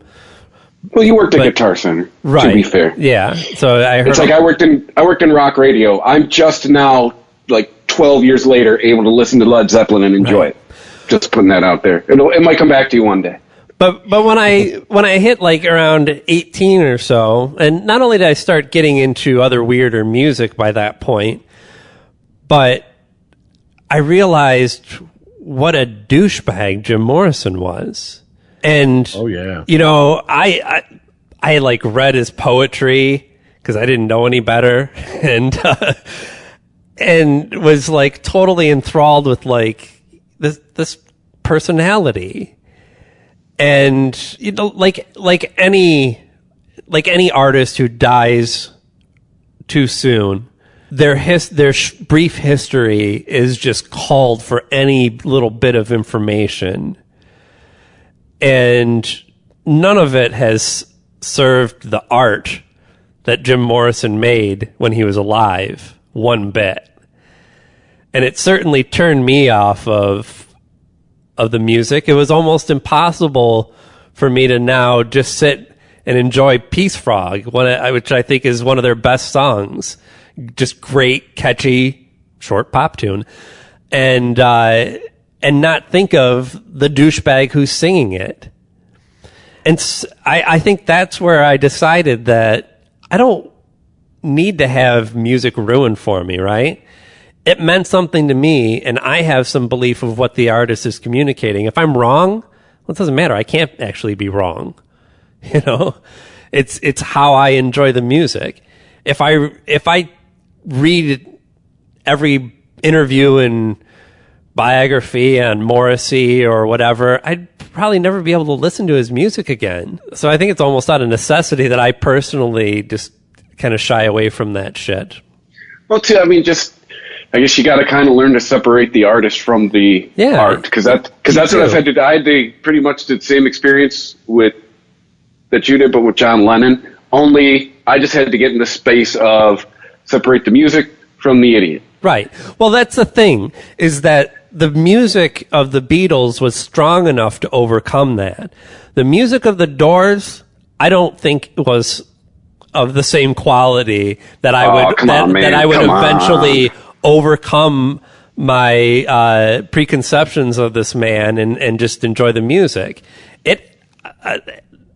To this day, I mean, there's a couple Doors songs that I can withstand, but most of them I'm just totally turned off by. I mean, the Doors to me was one of the first bands that was like, hey, it's okay to know how to play your instrument, like, really well. Sure, yeah.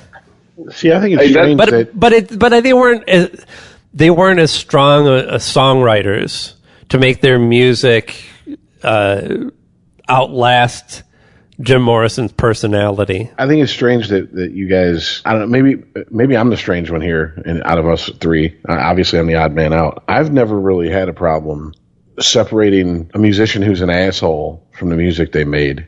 And I don't necessarily, sometimes, now, don't get me wrong, let's say if you took a musician who all they did was, you know, sing about, okay, case in point, Rage Against the Machine.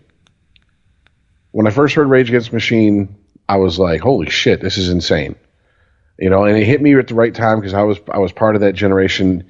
Like, my first two albums that I remember buying with my own money, one was Born in the USA by Bruce Springsteen, the other one was Kings of Rock by Run DMC. So Rage Against the Machine was an obvious place for that to go to for me. It was like, you know, peanut butter and chocolate, two tastes great together. Didn't really care about the lyrics so much as the groove. I love Tom Morello's tone. And at that point, because I was young, the anger in the music. As I got older and I listened to the lyrics, I'm like, okay, so you guys just hate capitalism. You're all types of fucking communism. But buy our album. But yeah, I bet you cash those fucking checks, don't you? You know what I'm saying? Mm-hmm. Like, it started, that's when I was like, well, now does this mean I dismiss them completely? No. But I think it definitely colored how I looked at it. I'm like, eh. Well, look, maybe I'm painting the contrast too severely here. It's not like if I never read about or saw the Doors movie or read about Jim Morrison's life or anything like that, I would to this day be loving the Doors. No, the music just wasn't strong enough, right? I'm just trying to describe why I shy away from those types of in-depth interviews or biographies or something like that. No, and I can completely separate the art from the artist. I think, Roman Polanski is a horrible man. Anyone who would ass rape a 13-year-old girl that he drugged up is a horrible person and not somebody that I want to know or hang out with or trust in any way. He's made some great fucking movies. He's an amazing director. Let's just face it. You say you don't want to know too much. To me, it humanizes him. To me, it takes him down off that pedestal. But I don't need them humanized. No, they're humanized through their art to me, not through their actions. I understand. And I mean, don't get me wrong. Someone sitting here listening to this conversation who might not be a musician, might be a musician. I don't know. It would probably be like, these three pretentious fucks. But I think you should be pretentious about the things that you love. Aaron, I would like to point out you just shat on your own point about celebrities giving speeches. How so? When you said the art humanizes them, you don't need their actions to. That's not shitting. How is that shitting on my own point? I'm not saying they need to shut up and go away. Well, when I made the statement in the chat of like, I don't care. Tell me your message through your art. You kind of minimized it and you went back to that point. I mean, you're okay. You're in the neighborhood of shitting on your own point. How about that? You haven't completely shit on your own point. You shit maybe next to it. Got a little bit on it. If I'm close to shitting on my own point, then it is only because I'm not communicating my thoughts clearly. I really don't feel like I've folded back on my opinion on this. I don't need to know about the person. I don't need to know about the artist's opinions or their personal life. It doesn't enrich anything for me. I also don't believe that they should be told that they're in public that their opinions are invalid and that they should be tried to be kept from speaking those opinions. I mean, if you honestly believe that, then don't watch the fucking Oscars. Oh, and believe me, there was a large I did not. people. There was a large contingent of people on my Facebook who posted I'm not going to watch the Oscars. I'm tired of celebrities and people who are out of touch with reality. And they're tweeting in real time. Opinions, who were constantly, giving me updates on Facebook. Right. And I mean, as much as I love the Drew and Mark podcast, right? Excuse me, Drew and Mike podcast. Those guys sat there and basically were hanging on every fucking thing that happened Oscar night, and I'm going, for two guys who shit all over these people all week long. They've been talking about this shit.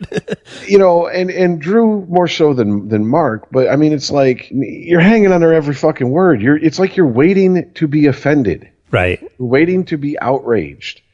And when it didn't happen, it was like you could almost hear the air leave the room. And I'm not shitting on them. I mean, Jesus Christ, Chris has said it. I've said it. Aaron, I don't know where you stand. I don't think we would be here, Chris and I, doing what we're doing if it wasn't for Drew and Mike growing up.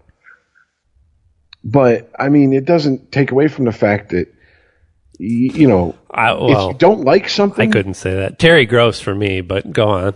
Okay. Okay, we get it. You're artsy. No, Aaron, I hate to say this, man, but you're the guy that, like, when you meet a bunch of musicians are sitting around and you meet a couple new musicians and someone brings up something, like if someone goes, "Oh yeah, man, I love Stevie Ray Vaughan. Yeah, I love Robin Trower." Yeah, that is me. It turns into okay, well, I love Rory Gallagher. Okay, well, I love Chris Duarte. It starts getting more and more obscure great. To the point where no one knows what the fuck anyone's talking about. But it doesn't matter because you know what that conversation is at its core? I love music. I get That's all you're talking about. Be seen as one-upmanship. That's fine. Look, like I said before, you should be passionate about the things that you love. I am very snotty about music. I'm very opinionated about it. There's nothing wrong with that. And I know there's a lot of pretentiousness that comes off of, like, well, I read this book and nobody else has read, and I listen to this artist that nobody else listens to. And, I'd be lying if I didn't say that there was some part of that attraction was finding that little piece of art for yourself. Like, Aaron, this is my favorite band and nobody knows about them. Oh my God. I don't think it's pretentious to fucking go, I listen to something that's more obscure. I think it's pretentious to go, I don't want other people to find out about it, or the wrong type of people to find out about it. For case in point, when I first heard Caius in like 92, I played it for all my friends, and no one gave a single shit about it. Oh man, I love Caius. That shit was genius. And Queens of the Stone Age come out, and they start doing, and this was at the dawn of, everybody having at least the free AOL internet in the mail. So people started, hopping on the internet. Josh Homme comes from this band called Caius. Yeah. And next thing you know, people who I've known for 10 years are coming to me going, "Do you still have any Caius CDs or tapes?" I'm like, "Fuck yeah, I got them all, dude. Here, listen to it." And they're like, "This is great." I'm like, "Fuck you. Where were you 10 years ago, asshole?" Yeah, and I was like, "Oh wow, Josh Homme sold out." It's kind of like the same people that go. It's kind of like the same people that go, okay, case in point, I was going through a buddy's, this is years ago, like 15 years ago, going through his iPad, and I saw that he had Where Is My Mind on there, right?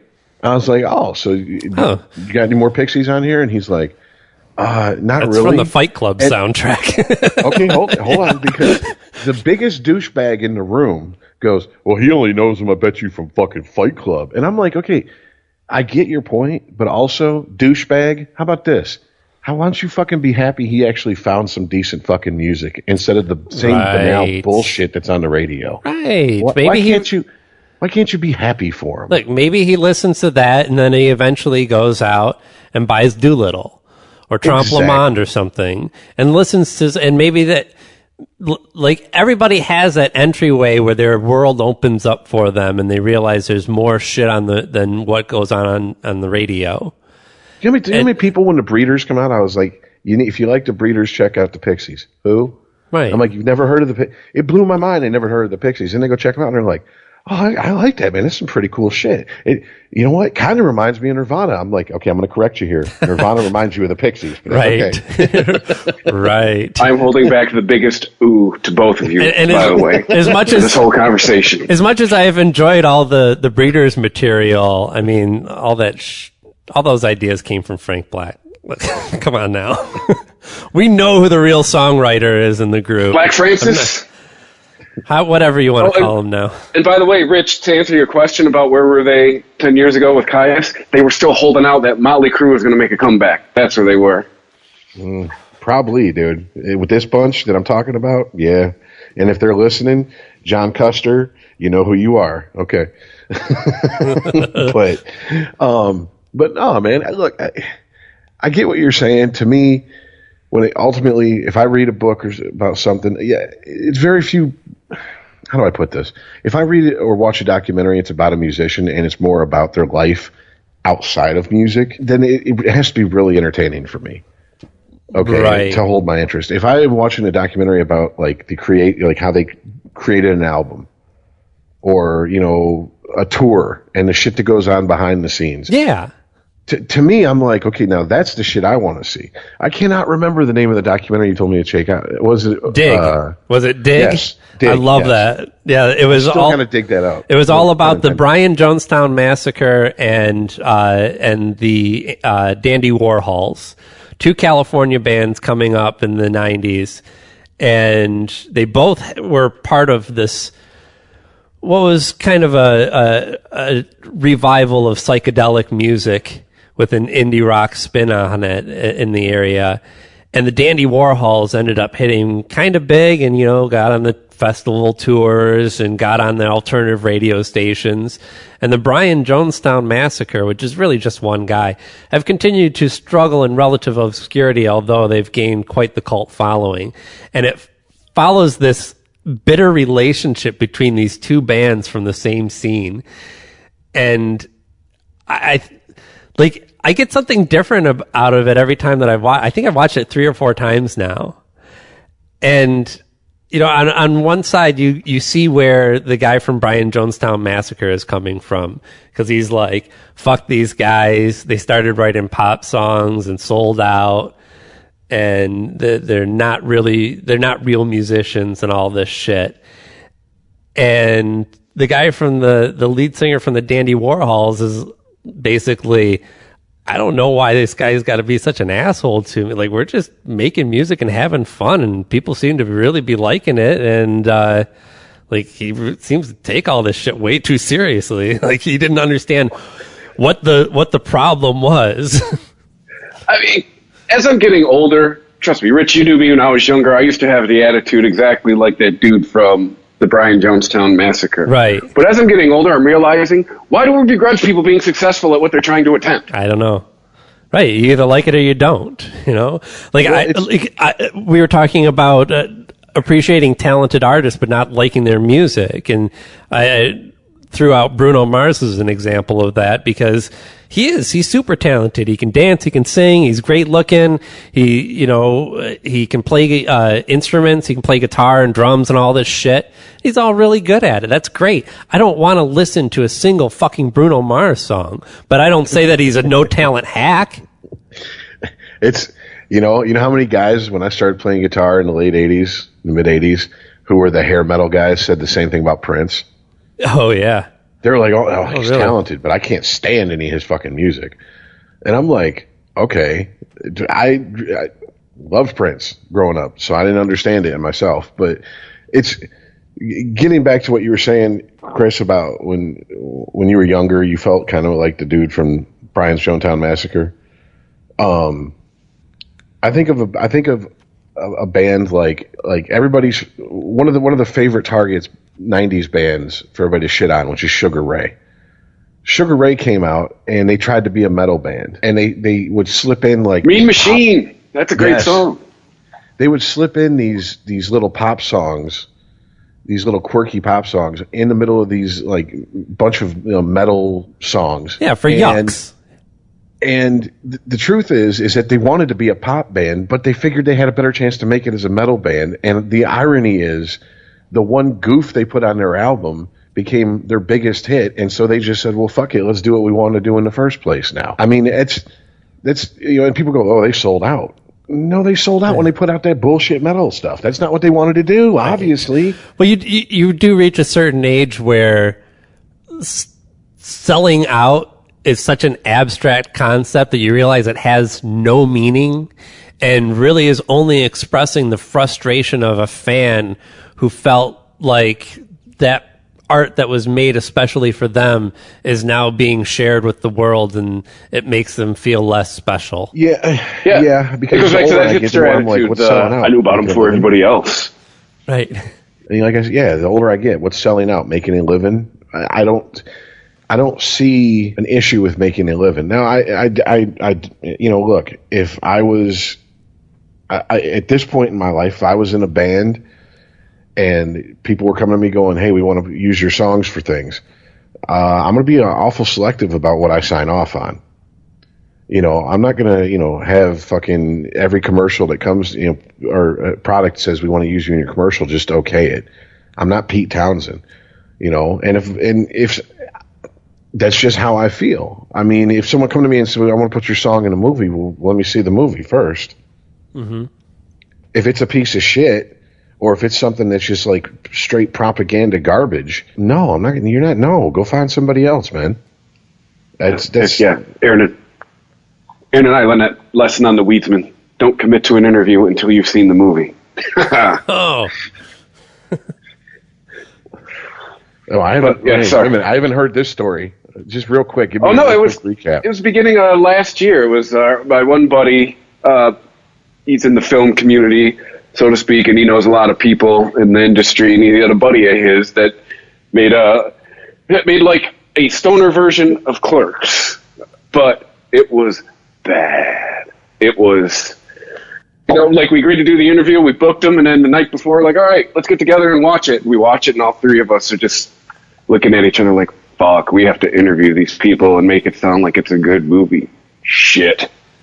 Yeah, and it wasn't even like entertaining bad, like Birdemic or something like that, or The Room.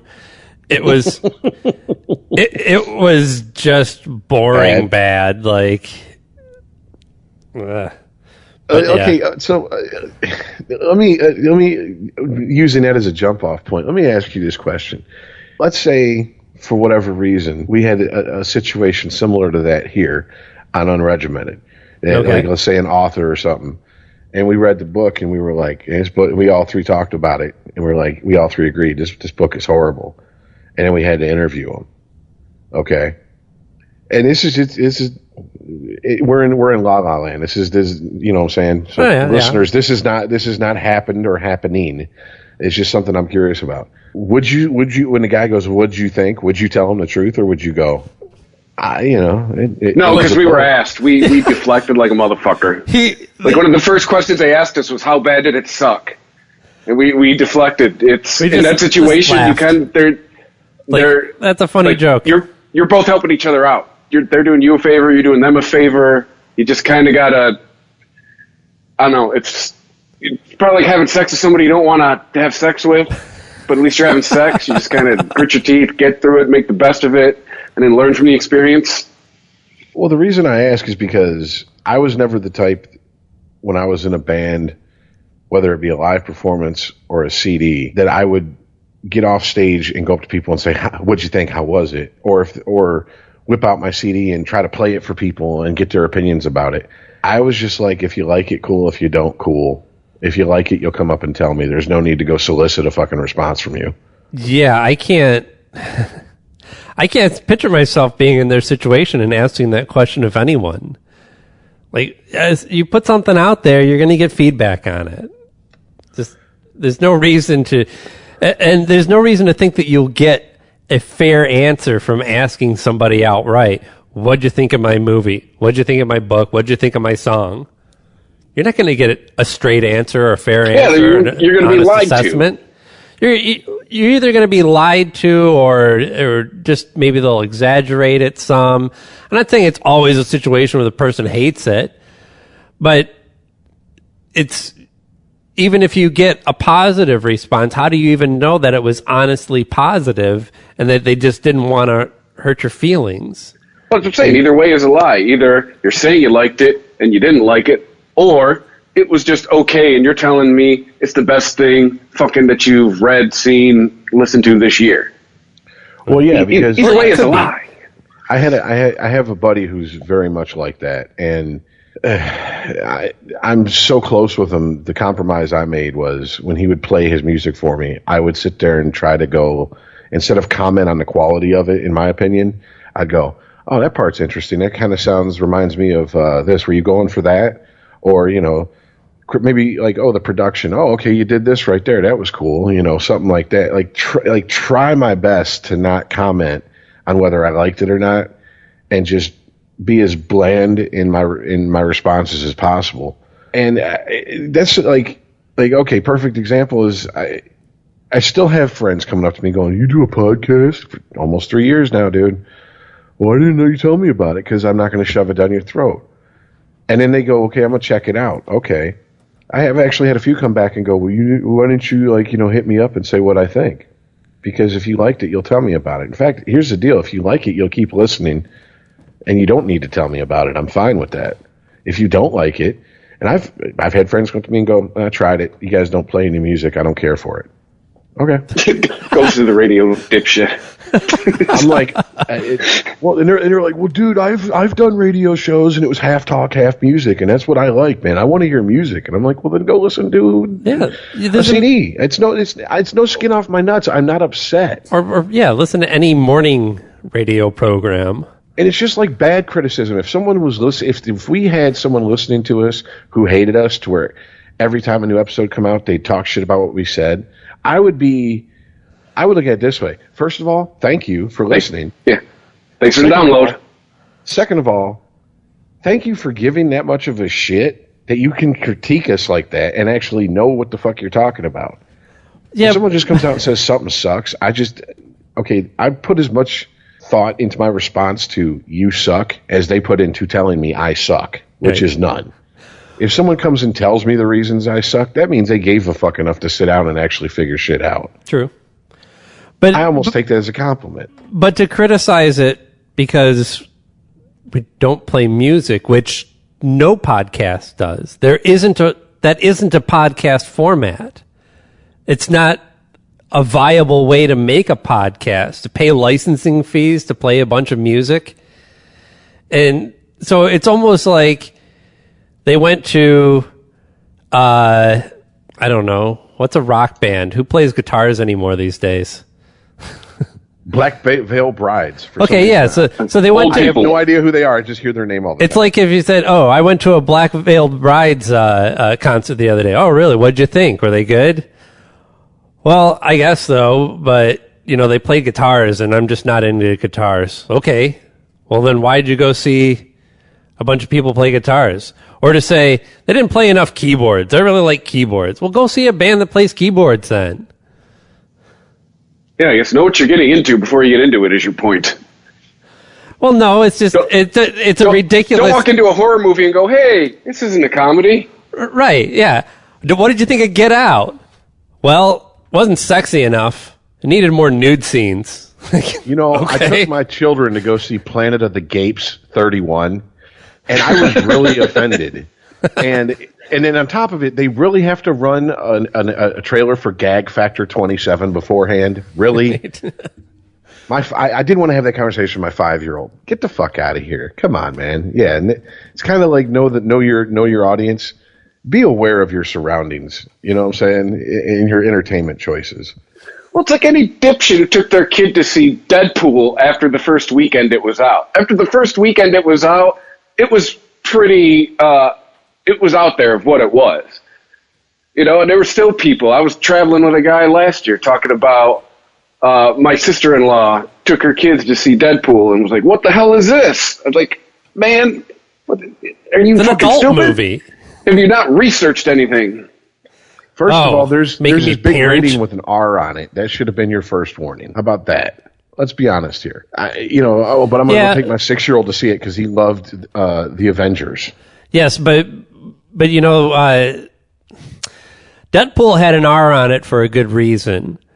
There's a lot of movies that get an R on it for stupid reasons. Well, and that's how come they now list why these movies have the rating they do. Yeah, so you can make parenting choices and say, do I want to take my kids to see a movie where there's lots of gratuitous heads being chopped off and there's a whole sex scene montage and an implication of masturbation with a unicorn? No, probably not. But you're thinking it's a superhero movie and they swear and they're going to stab a bunch of people in it. That's why it's R. It's funny because when I was a kid, like I said, I think I've told this story. My grandmother and my great-grandmother and me, they took me to go see Beverly Hills Cop 1 and 2 and Raw in the theaters and Coming to America. Ooh, okay. And here's the thing. Raw is, I say, where you draw the line. The rationalization is, what's the worst things that are in those movies? There's not filled with nudity. It's not like it's a erotic thriller or whatever. They're not overly violent. What is in those movies? Language.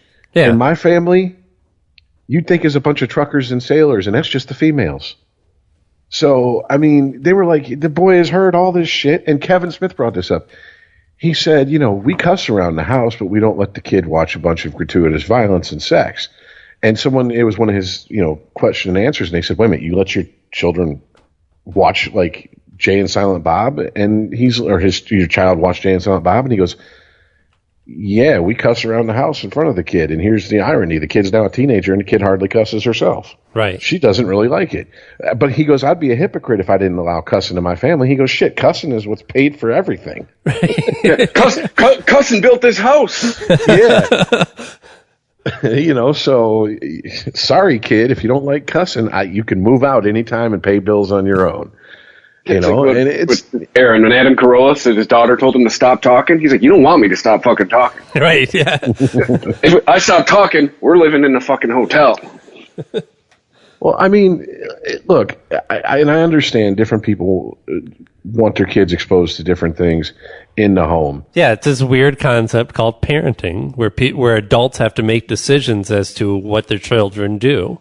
Now, what you also have to understand is once your kid leaves the home and goes to school, you are no longer in control of what your child hears. And your child is going to hear especially these days, everything. It's funny as shit. I saw a picture someone had posted. I think it was from like a Reddit post or something. Someone had on the back of a dirty car windshield or back window wrote Brazzers on it. And this lady's like, she took a picture and she posted, she's like, okay, first of all, I'm very upset at whoever did this. I'm even more upset I had to ask my 12-year-old daughter what that meant. I was like, you should be upset that she knew what it meant. Right. Well, here's the thing. Unless she's homeschooled and you got it locked out on the internet, she's going to find that shit out one way or the other through other people. And that's, I guess, just what hope it's through watching it. It's like Jay said. Look, when I was growing up, and apparently in Jay's household, what happens at home is one thing. When you leave the house, that's a different story. When I was growing up, when it was just my dad and I, we talked like we talked. And my stepmom would come in, and we cleaned up our language somewhat. But then when, like, grandma would come around, it was Disney language. And not Disney these days. I'm talking good old Jew-hating Disney language. Okay? So it was just keep it as G as possible. Golly. Yeah, and you couldn't even say dag. That was too close to damn. You get a smack upside the back of the head. So, I mean, it's just kids aren't dumb, and they learn these things, but they're going to learn them anyway. You have to teach them there's an appropriate time and place for everything. Yeah. It's like it goes back to the whole thing with, like, the locker room talk or barbershop talk. And when women, when I hear women go, well, I don't hear guys talk like that in a barbershop. We're not talking about when you're there. We're talking about when you're not there. That's how they talk. Correct. Congratulations. You've now figured out that the minute you leave a room, they don't strike the set and set up for the next shot. The world is not your movie. It does keep going when you're not around. What I found ironic about that whole situation too is women act like they don't talk different when men aren't around. That's what I. But yeah, it's like one of my. That's an issue for me from months ago. One of my favorite scenes in Train Spotting is when they're at the club. Spud and his girl, and who else is there? Oh, the sporty. Sick boy. No. Tommy, Lizzie. Tommy. Spud and his girl. Yes. What are you talking about? Football. What are you talking about? What are you talking about? Shopping. Right. After they come back from, like, having these conversations of, like, where the fuck is my relationship going? And what am I doing? And what the fuck? And all this, like, deep shit. And then they just come back to meet up with their significant others. And it's like, yeah, we're just talking about what guys do. Whatever. Oh, Christ. Well, it's I don't know. Well, because I just had a thought about the whole artist thing and them speaking out. Honestly, let's take all the emotion that we possibly can out of the subject, which I understand for some people it's really hard because they see someone on stage saying something they disagree with, political or social issue wise, and it really pisses them off. But honestly, what are you afraid of them saying that? If you hear something that you disagree with, you just go, that person's full of shit, and you go on about your day.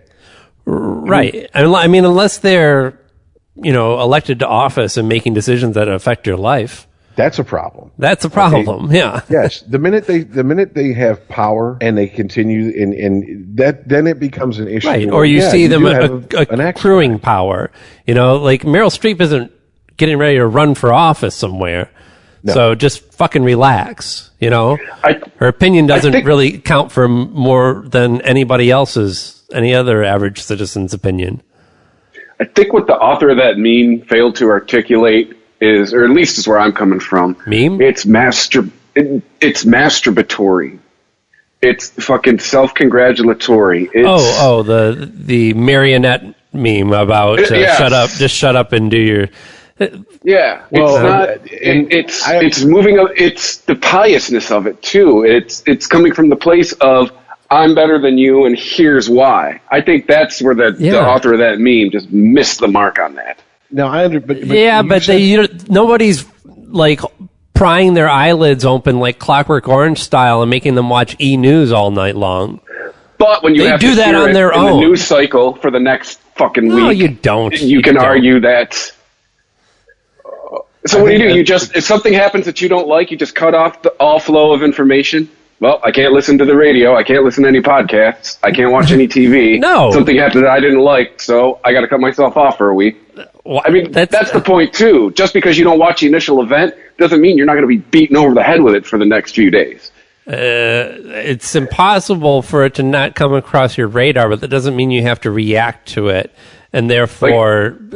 And I'm just saying, I didn't watch the Oscars. I could tell you what happened at the end in detail at this point. Oh, yeah. Since the last 4 days. Totally. I don't give a shit, but it seems like every podcast and everybody on social media gave a shit, and now I know it by osmosis. Okay, but here's my beef. The same people who go, I won't watch the Oscars because I'm tired of celebrities giving their political opinion, that's not their beef. Their beef is they're tired of celebrities getting up there and saying something against their political beliefs. Yeah. Because when CMT has its fucking Young Hee Haw sister fucking awards, and they all get up there and talk about how great Donald Trump is, they're not going to be sitting there calling for them to shut the fuck up. Yeah, okay? No, exactly. And all these right-wingers who say celebrities need to shut the fuck up, these Hollywood elites, well, your fucking Messiah, okay, Jesus fucking Ronald Reagan Christ came from fucking Hollywood, so you can shut the fuck up about how great he was. Mm-hmm. All right? So and your no one's telling Toby Keith to shut the fuck up on that side. I hear you there. And your current orange overlord was on a fucking reality show. So shut the fuck up. He's a celebrity too. These are not politicians who happen to be celebrities. These are celebrities who aspire to be politicians. These are the worst type of people, in your opinion, that there can be. Oh, but wait a minute. They parrot your beliefs. Right. So it's okay. So in other words, we're back to no one wants to hear anything they don't agree with. And it's like, look, if you don't want to fucking hear opinions you don't agree with, bury your head in the sand. But it's going to be a very lonely, isolated existence. Yeah. I don't know what to tell you. No, and I do believe, and maybe it was just my perception, I used to line up with a lot more liberal beliefs in the past. And maybe that was my youth and innocence. And maybe the liberals were just way different then, because it seemed like it was conservatives who always had double standards for everything and not liberals. And now there's just no difference. It doesn't matter. None of the facts matter. Like, we may very well have a man in the White House who colluded with another country to gain power, and we will probably never find the truth out about it, because every time fucking Kellyanne Conway puts her feet on the couch in the Oval Office, we have to freak out about it, and nobody takes anything seriously anymore. So then this Russian conspiracy is just an outlier from that, of you just hating these people in general. But Aaron, here's the amazing thing about that, and I can give more than just this example with the whole colluding with Russia thing. When Russia hacking the election come up, mm-hmm. and I'm not, listen, please don't take this as I'm shitting on either of you guys, because I said it too myself, so I'm just as guilty. All three of us at a certain point said, it doesn't fucking matter, blah, blah, blah. Here's the truth. It does fucking matter. Well, wait. Right? I believe that when we talked about the Russians trying to affect the outcome of the election through a disinformation campaign should have been a given and ultimately didn't matter.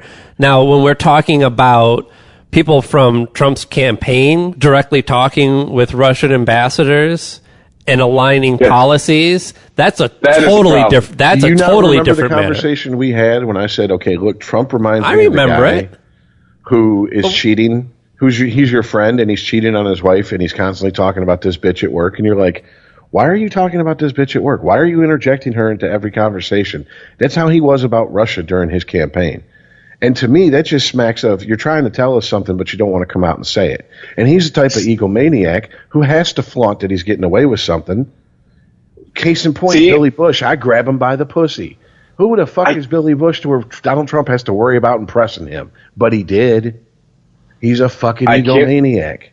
Believe I'm going to come off as sounding like I'm defending Trump here, but here goes. I don't think it was him. I think it was the Republican Party that was involved. It's amazing as far as the more this onion gets peeled back, I think it was more the Republican Party, and he was just the fucking, here, go be loud in front of this microphone, distract everybody. It's amazing that most of these email leaks, or almost all of them, really exclusively, helped one side and hurt the other. Because if they could hack the Democratic Party's emails, you tell me they couldn't do the same to the Republicans? We've had Jay on this show. Yeah. Aaron, you're computer savvy enough. Nothing is safe enough if someone wants it bad enough. Right. This argument that it was either they didn't hack the RNC, they tried to and couldn't, or that they did and didn't find anything. Like all three of those, three of those points are total bullshit. And that's what I'm getting at. And like even if their clear intention was to, and I believe, they obviously wanted to support the they didn't want Hillary in office. And who was it? Again, Fresh Air. I was listening to Fresh Air the other day. No, she was interviewing a couple journalists, and that had followed Russian politics for decades now, and their history and everything. And what he was talking about was that obviously Putin didn't want Hillary in office, because to have a Clinton back in office when it was, Clinton was a major thorn in the side of Russia during his presidency. You want to talk about Reagan and Gorbachev, and Reagan bringing down the Berlin Wall and all that bullshit. But, what really sticks in Putin's craw is things like NAFTA and support for, what's the acronym for the TPP? No, not trade. Basically, the world police. The UN. No, not the UN. The other organization. I know what you're talking about. They're having a total brain fart. NATO. Thank you. Yes. They're supporting things like NAFTA and NATO. That's what really pissed off Putin, and he doesn't want to see that again, because he feels like, Reagan may have helped knock down the wall, but it was Clinton's policies that helped to make sure that Russia was never going to be a world power again. And I guess he's spiteful because of that. So obviously he didn't want to see another Clinton in office. Well, guys, I guess what I'm getting at is that Chris said multiple times, it doesn't matter what Russia did. They hacked the people. That's what matters the most. Okay, and we all kind of just we're like. But we were speaking specifically about the disinformation campaign. Counterintelligence is a given when dealing with a country like Russia, and that goes hand in hand with it. The fact that to defend myself, this was before we had found out anyone had actually spoken to anyone from Russia regarding the campaign. Right. This was back when it was just. They were affecting our social media. They were trying to sway it with disinformation. This is back before. Now they're actually. Now it reeks out loud that there is some actual collusion from somebody, and we should find out whom. This goes well beyond. Okay, but guys, what we were talking about in the past. Give me a second to try to explain this. Okay. How do crimes get solved a lot of times? You look at things, you look at patterns, and you go, okay, something isn't sitting right, and so you investigate more. All right? Mm-hmm. Somebody obviously had the same exact feeling that I had when I was like, why the fuck is Trump and his company constantly talking about Russia? And so they went digging. And the intelligence community went digging. And as far back as 3-4 months ago, before he was even inaugurated, we're like, there is a whole lot that we can't release without risking fucking being labeled a traitor and everything that comes with that, yes, connects him and his campaign and people around him to Russia. It's not good, folks. When the intelligent community is coming out and they're going on Bill Maher and saying as much as they can without fucking crossing that line, or they're going and doing interviews anonymously, that should tell us something. But once again, Kellyanne Conway put her feet on the couch. That's more important. Right. Trump said something stupid. That's more important. I mean, it's like... Okay. By the way, that her feet on the couch picture tagged with Brazzers was the funniest use of that tag great. Ever. She's in a room just like with 30 black guys all packed into the Oval Office. Oh, there are some women too back there. I got a better example, and it happened on last week's episode when I brought up what was going on in a lot of the town halls that the Republicans were holding. Uh-huh. Aaron, you were like, what? What do you mean? So Mitch McConnell won't go to a town hall? I said, no. The people who voted for Trump and were supportive of Trump are now going and supporting these senators and congressmen, are now going to these town halls and going, we voted for you because you said you were going to replace Obamacare and not leave us hanging with no coverage. And all you're doing now is trying to either sink Obamacare and you have nothing in right there to take its place. So there's going to be a gap in coverage, or what you do have in place is worse than Obamacare is in the first place. And like I brought it up. I think we talked about it for 3 minutes, and then the subject was done and over with. Boom. Last week's John Oliver. It was his main fucking story. And I'm like, there you go. That's what I'm talking about. That's how easily people get distracted from shit. I mean, the fact that stupid shit happens with Trump because he's stupid and he's going to say stupid shit, you could be outraged by that constantly if you want to. Look at what is happening deeper. Kellyanne Conway puts her feet on the fucking couch. Meanwhile, Trump and Republicans are pushing for a $54 billion military budget increase. What the fuck for? Mm-hmm. What do we need $54 billion more in our military? Right. Hey, but a month ago, you guys remember the day everyone was bitching about the Bowling Green massacre, Trump signing regulations to roll back Dodd-Frank. Exactly. Yeah. Thank you. Okay, but there is I agree. I 100% agree with both of you. But there is a false equivalency or an assumption that happens in these cases. You know, if I see a picture of Kellyanne Conway and she's got her feet up on the couch, and I think she looks ridiculous, and I retweet it, that's taken as outrage, right? This picture, look at how ridiculous this is. I mean, there were legitimately people who seem to spend all day retweeting that and bitching about it, and those people are missing the bigger point and have no concept of reality when it comes to what's really going on in this country. But just because I get a chuckle and a yuck out of a picture that makes these people look ridiculous, that I think are trying to ruin this country, and I retweet it, doesn't mean that that's my focus. You know, there's a lot of things that go on just with the catharsis. It's when everybody talks about it, when it dominates the news cycle. That's what we're getting at. It's not talking about you personally going, oh, look at this. It's when it's every fucking major news organization, that's your lead story. It's things like that. Story, when it's the lead story, why I don't watch, or the increase in military spending story is barely mentioned. Well, but they got to have commentators talk about, well, she didn't have good home training. Okay, but that's a criticism of the media, and I'm right there with you. I don't get my news from the TV because that's the type of shit that they report on. They look at what's trending on Twitter and report on that. I already saw what the fuck's trending on Twitter, and half of it was ridiculous, stupid shit that was just there for entertainment. You saw about trending on Twitter? Trending on Twitter. Yes. Hey, by the way, props to Bill Maher and Jon Stewart. Well, they both made me moist this last week. Bill Maher again, man. Like, he's knocking it out of the park this year. And I'm sorry, I have to draw a correlation between the fact that he's going after the clueless fucking left who are easily trolled, and get distracted by nonsense and the hit pieces that I keep seeing coming out more and more against him. Because he used to be the left's fucking little golden boy. They couldn't. They couldn't drink down his fucking cum quick enough.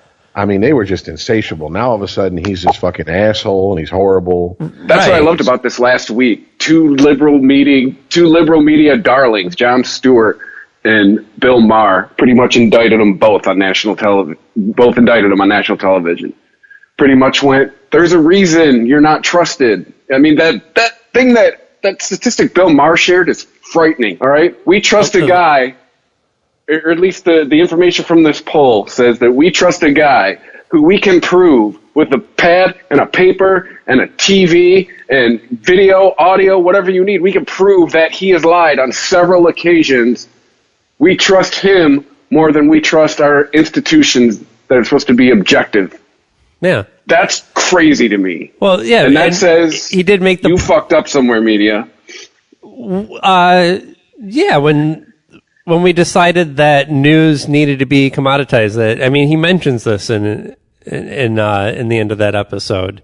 That the problem with it is that it's looked at as a moneymaker, when in the past it was a lost leader, something that you did because it was the right thing to do, to have a news team to report on shit. You didn't make money off of your nightly news. Hopefully people watched the other programs that were on your channel and supported those advertisers, but you weren't making money on the news. And now there's the concept that you make money on news. So you're going to be giving people what they want and not what they should have. Well, because what they should have doesn't sell anything. Let me bore you guys for a second here, because I just watched a documentary that was fairly interesting that explained basically a good portion of where we're at as far as news and the media and stuff. And I'm it bored goes back already. To the debate versus the Kennedy debate versus Nixon in '60. Nixon. Oh yeah. People on radio thought Nixon won that debate. People who watched it on television thought Kennedy won it because Nixon looked shifty-eyed. He was sweating. He refused makeup. Yeah. Because Nixon saw television as a gimmick. Literally, those were his words. Mm-hmm. So when he ran again for president, he got Roger Ailes how am I pronouncing it? Ailes? I don't know. Okay, well, anyways. Ailes. Roger like multiple yes. Ailes. Roger Ailes. Like more than one beer. Basically his media consultant, and he is the father of the news media soundbite. He is the one that told Nixon, these long, grandiose speeches, no one gives a shit about. Don't go into detail. Give them something quick, punchy that they can air, maybe 5-10 second quote, and they'll do a wraparound around it, and they're good.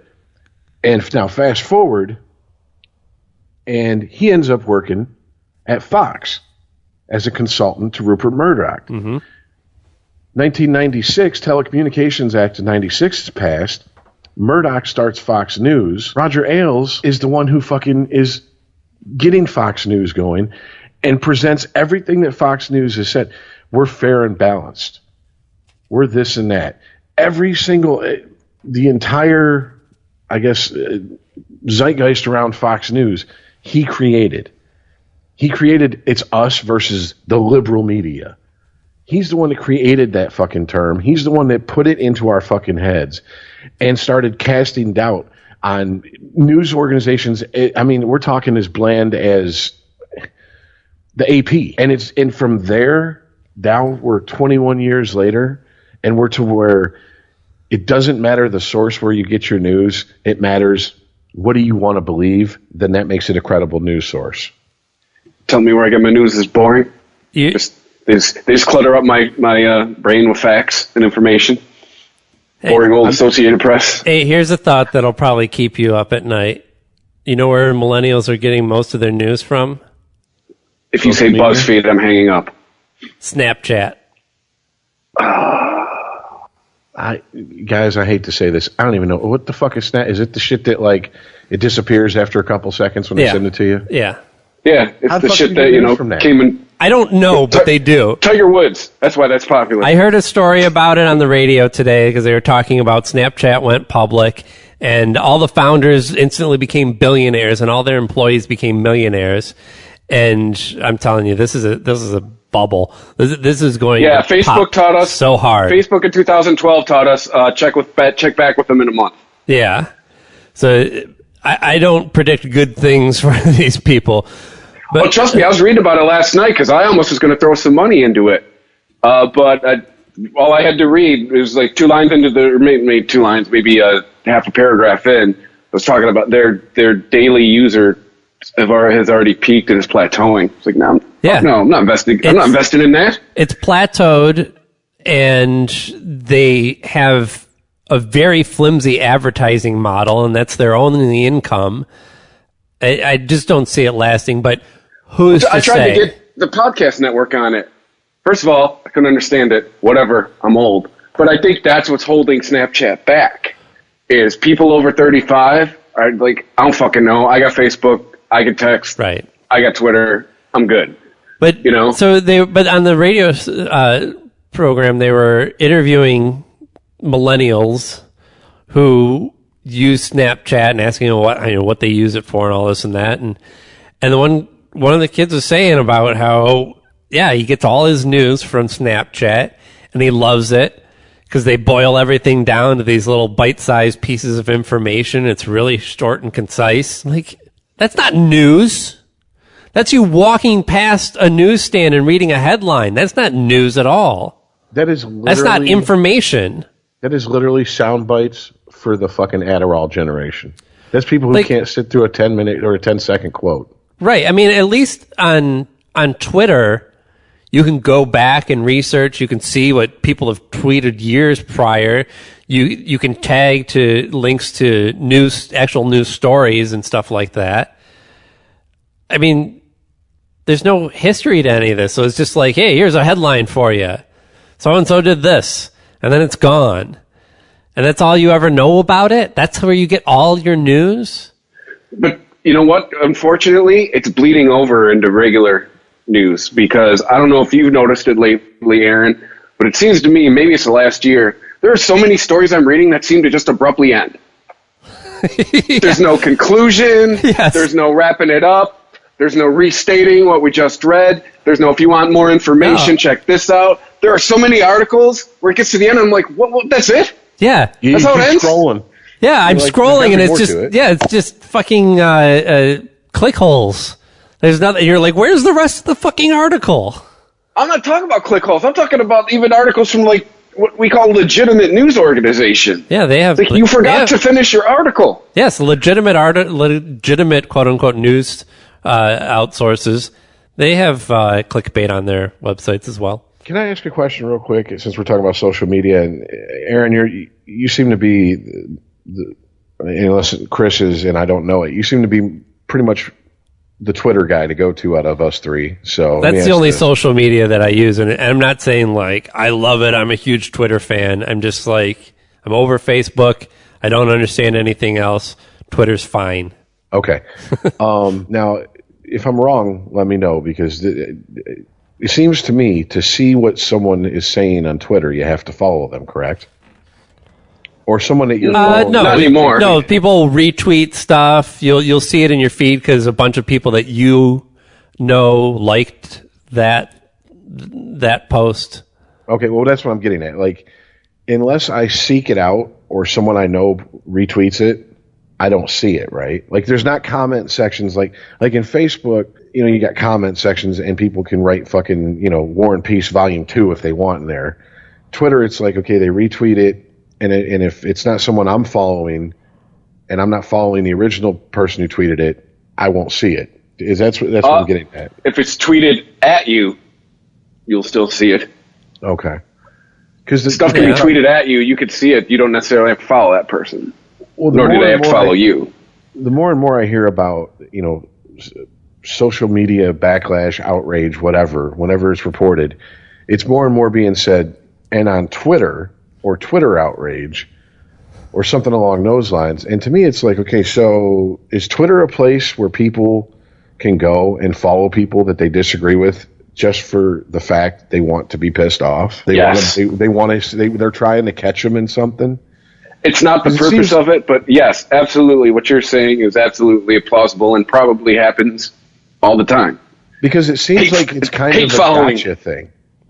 It's like, if I follow this person and, they said something. Okay, screenshot, retweet it, blah, blah, blah, blah, gotcha. Whereas, like Facebook, the privacy settings could be so private that unless you're my friend and I choose you specifically to see it, you ain't going to see it. Yeah, but there's more of a personal profile aspect to Facebook, where Twitter is more just, I've got a megaphone. Okay. Yeah. And by the way, in the troll hierarchy, it goes YouTube, Twitter, Facebook. Right. YouTube trolls are still the worst. Well, I was just because it just seems to me that I know a lot of people who talk about Twitter, and that's just something that's foreign to me. I've dipped my toe into the water. It's just not for me. And I'm like, okay, so you go there for what? You go there so you can talk to people? No. You go there to socialize? No. What do you go there for? I'll see someone post something, and I'll be like, oh, did you see what this person posted? And I'll retweet it to all my friends, and next thing you know, put a hashtag on it, and it's trending, and blah, blah, blah. And I'm like, so you go there to look for ammo to use it against people? I don't know. People use it for all different reasons. All Twitter users. Some people might. I can only tell you. People who stoke the fires of this Twitter outrage seem to be those type of people. Is what I'm getting at. Yeah, but that's only because the media are actually reporting on what people are tweeting, which is a stupid thing in the first place. I can only speak from my own experience, and I'll tell you who I follow. I follow comic book artists and writers because I like to know what they're up to, and I like to see what they're working on. And artists will post sketches and take pictures of shit that they're working on all the time. That's very interesting. I follow a lot of people I just think are funny, that are really good at just creating jokes. There's a definite format to the Twitter joke, and it works really well when it's done well. I certainly follow a lot of people I follow a lot of journalists and people that are involved in politics on both sides. And yeah, I will retweet if Kellyanne Conway posts a Twitter tweet about something ridiculous. Sure, I'll comment on it or retweet it or something like that. But it's not a gotcha because it's all out there. I mean, when I said gotcha, I'm not necessarily saying you're that type of user. No, I know, but it just seems like that type of user would probably lean more towards Twitter than Facebook, because Facebook, if I post something and I'm your friend, but I have my privacy settings set to private, only my friends can see it, you could share it all you want. It's gonna come up as attachment unavailable, unless they're my friend. That's what I'm saying. Like, once you tweet something, it's there forever. Yeah. Right. Well, okay, so Facebook is, you have a photo album, and when people come over to your house, you show it to them, right? Twitter is, I have something that I want to share with other people, so I'm going to go put it up at the bulletin board at the coffee shop.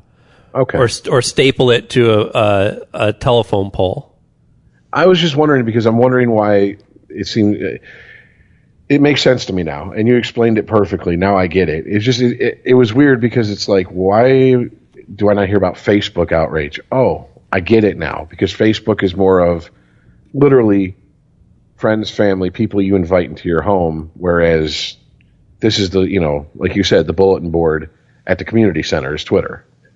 Yep. To boil down what Aaron said, to distill it even more, Facebook is for keeping up with people I know. Twitter is for keeping up with people I don't know. Yeah. Okay. Absolutely. There we go. We've explained social media. I think that's a good spot to wrap it up on. 3 middle-aged white guys talk about explain social media. Okay, and by the way, anybody who's listening who gets their news from Snapchat, please, through the Facebook page, through an email, let us know how you do that, and screenshot some examples for us, because I'm fascinated how something that is on your phone for 5 to 10 seconds before it goes away forever is somehow where you get your news from. Yeah, it doesn't make sense to me. It's like, wouldn't you want to have it there to go back and make sure that you read it properly? I mean, in my opinion, you might as well be telling me you're getting your news from the fucking gas pump.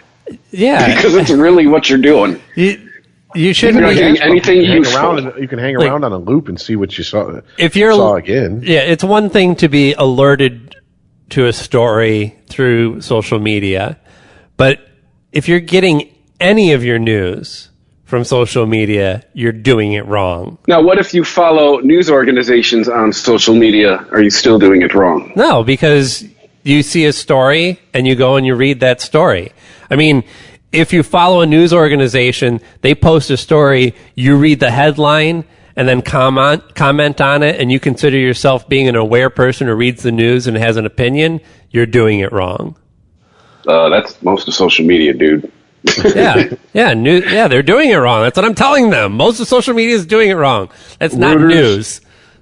AP. That's a circle jerk. BBC. Like when I see stories come from them, I tend to, and NPR.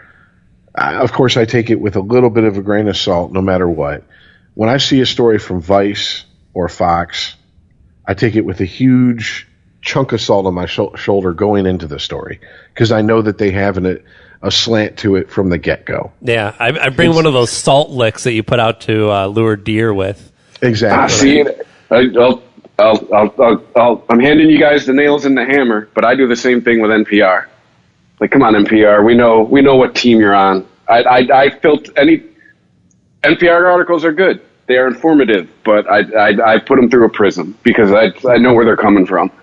Yeah, but I'm okay with that, because I feel like it's not that they're necessarily Team Liberal right now. They're just Team America, because Bannon. Well, I haven't listened since November 8th. Bannon is very open about how he wants to deconstruct this country. You know, I'm as critical of things this country does and is as the next person, but I haven't gotten to the point where I think we need to scrap it and start all over again.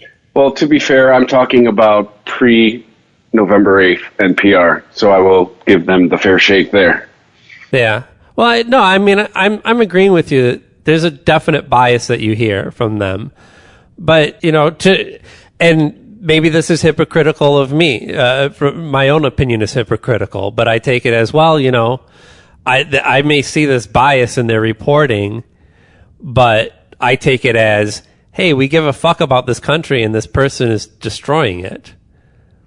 That's where their bias is coming from. And we've also talked about, and this is a whole nother conversation that I don't want to get into right now, but we have talked about the concept of bias in media, and my personal opinion is it's impossible to get it out completely. And I think this is what you were talking about just now, Rich, is that, yeah, you have a grain of salt, you have a hunk of salt, you have a whole fucking salt lick, you have a mountain of it. Just understand how much you need to bring with you. Understand what you're reading and what you're getting into and where the opinion is coming from. Yeah, you're right. This could be a whole nother conversation, Aaron, because at least as close as 1999, Rich and I were taught that no bias. Oh yeah, that is the journalistic line, that you keep your bias out as much as possible. But it's the same thing when it comes to, well, I mean, journalists are human, and humans have biases for all different types of things. I mean, I make pizzas for a living. It doesn't mean I should start putting taco meat on them because I like tacos too. I mean, I guess you shouldn't lose focus just because your personal opinions start swaying you more and more. If you still do your job how you're supposed to do it, I guess. Right. Taco pizza. And so, yeah, I mean, I listen to NPR. I don't think that they've lost their focus that much. I don't read or watch anything from Fox News necessarily, but I have read stories before with the understanding that they've never had any type of focus when it comes to being unbiased at all, despite their claims. Yeah, trust me. Anything I see that comes from Fox News, dude, I'm fuck a grain of salt. I got the salt mine. Right. I know where you're coming from. Same with MSNBC. Oh, yeah, Yeah. absolutely. But again, I'll read a story to get a perspective on it, but I don't take it as gospel, and I don't think that the people that wrote it are unbiased completely. Real quick before we sign off, Yes. I God damn it, I wanted to bring this up, and I just want to get your guys' real quick thoughts on this statement. Back in the day, Bill Maher used to call himself a libertarian. Now, as you two is closest to our card-carrying libertarians that are on at the moment, do you think that's what we're seeing now with him calling out the left as quick as he'll call out the right? We're starting to see more and more of his libertarian.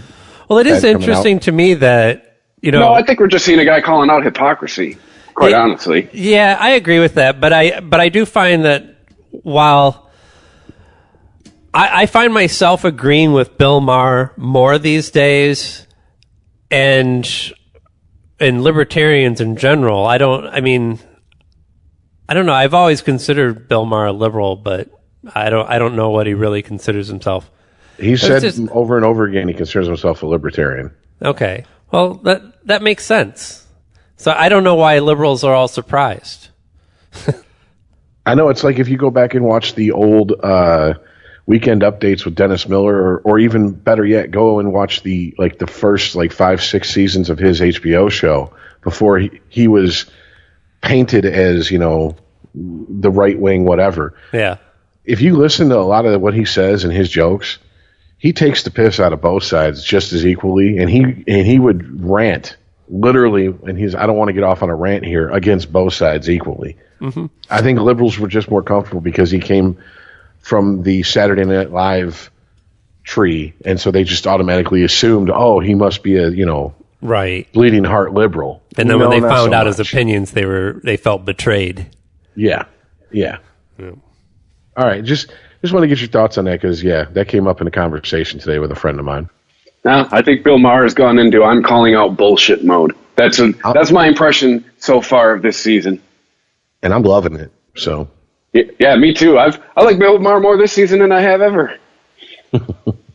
I've always been a fan, and I've always enjoyed the conversations he has on his show. I find myself agreeing with him now more than ever. I'm just going to put it this way. And I flash back to 2004. I think it was his second season with HBO, and his just, pushing the John Kerry thing. And I remember watching that going, because he had Bernie on back then, and he would constantly say, when are you going to run for president? Mm-hmm. When are you going to run for president? And Bernie would laugh it off.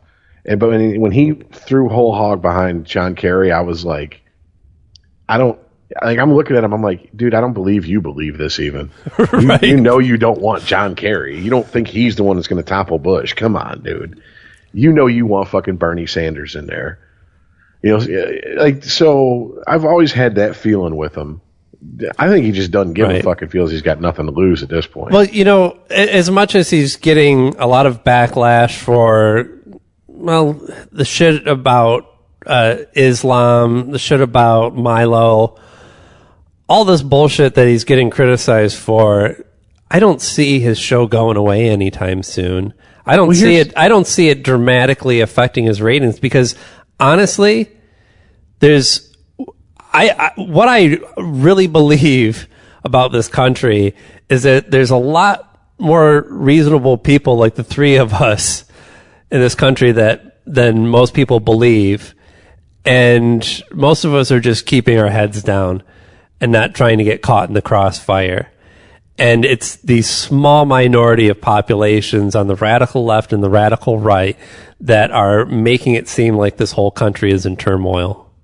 Yes, and to that point, when he's taking shit for the Milo stuff, or he's taking shit for the Islam stuff, he hasn't changed his opinion. Yeah, these are things he's been saying for 2 decades now.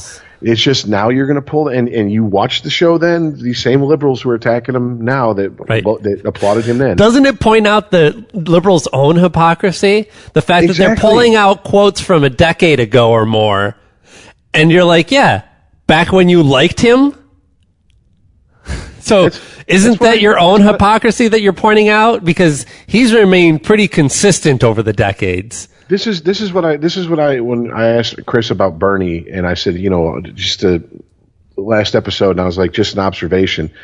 I guess now that I've thought about what I said and I listened back to the episode, I guess it seems like we all three expect the right to be heinous, horrible, and full of shit, and we expect more of the left. Yeah. And when the left don't, we're that much more angry because we're like, you know better. God damn it. Yeah, and I think that's where Bill's coming from right now. You guys are the ones who are trying to claim the high ground here. Yeah, I'm being tough on you because I hold you to a higher standard and you're disappointing me. Exactly. Yeah, like I look at Republicans, like I expect you to be demon fucks. This is nothing new to me. But I mean, I tried to get into it on the last episode. Like even when I was little, the Democrats weren't fooling me. Don't fucking stand up there and pretend you're one of us because you're not. It's see, we could go on for another 3 hours. Like, I told you, my one thing with Trump is never. At least he is. I'm a rich guy. I've always been a rich guy. Here's what you're in a rich guy. And then you get Bernie Sanders hiding his assets, owns 2 houses, that kind of that shit bothers the hell out of me. God damn it! Can't we go out with? Baby, you're a rich man playing underneath just once. We'll send money to yeah, I know, right? But yes, just don't fucking lie. It's just don't sit there and I hate that aw shucks, I'm just like you bullshit. You're not. You're making more than anybody I know makes. You don't live a life that anybody I know lives. Don't fucking sit there and tell me you're on my side. You're not. Sorry. This is something that's like I said. You weren't fooling me when I was 8. You weren't fooling me when I was 18, and you're not going to fool me when I'm about to be 38. That's Chris's version of didn't mean to get off on a rant here. Yeah.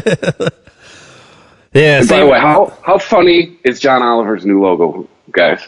Have you seen it? He's hiding behind the news desk. It's fucking hilarious.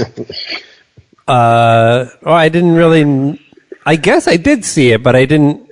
Why is he hiding behind the news desk, though? Is there something I'm missing? No, he's hiding behind it. Right. It's like because there's just so much shit coming at him. Yeah, he's got his eyes peering out from it. Right. Okay, I get you. He's like the cat peering over the back of the couch. Right. Yeah. Maybe he's another guy too. He's hitting it 2 episodes in, or 3 now. I have one I have to see. Fucking. Oh yeah. There is another one. Yeah. I think, Chris, did we talk about this on the Weedsman? Was that it? About how good John Oliver is? Just yeah. Like everybody's doing their own spin on comedy news now, and there's a lot of great shit. I mean, I love Samantha Bee. I like a lot of the shit that they're doing on SNL. But for both the combination of effectiveness and humor, John Oliver is fucking killing it. Yeah, he sits alone at the top of the hill right at the moment. Yeah, I mean, and even Bill Maher. I mean, I love Bill Maher's show, but I do not watch it for the monologue. No, God, no. You want that panel out there as quick as possible. Yeah. Or the the one-on-one. You know what I meant. Yes. Yeah. I know. I get you. Get to the meat of the show, and again, I understand why he does it. And it's a nice warm up. It sets the tone and everything. I'm not saying it should go away. It's just not. I don't look forward to that as my favorite part of the show. I'm usually rolling a joint at that time anyway. I think that's where the most pot smoking probably happens in the nation concurrently. It's like the first 5 minutes of Bill Maher's show. And you know what? I think he'd be okay with that. Yeah, I think he would. If he saw that as a stat, he'd be chuffed. He'd be quite proud.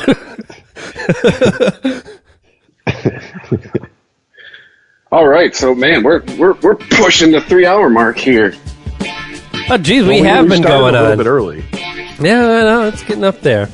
It's getting late. We rarely do that on this show. I'm an old man now. I gotta get up for work. I know, right? Well, thanks to everybody who's listened, who keeps listening every month.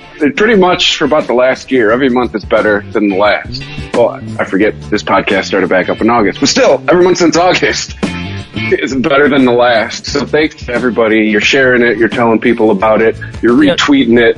So thank you. Just the fact that we could take an 8-month break and pick up where we left off is astounding to me. Retain the audience and grow it. Yeah. Yeah. Thank toot you. our own horn, but toot. Yeah, I guess it does sound like we're masturbating a bit too much here, but what I really mean is thank you so much for listening and sharing it. You like us. You There you really, go. really like us. But yeah, we're on Twitter at unregimentedpod. You can email the show unregimented@christophermedia.net. Just to christophermedia.net. You can go there. You can subscribe on iTunes, Android. You can share it on all your social media platforms. Pretty much the only place you need to go. You do everything from there.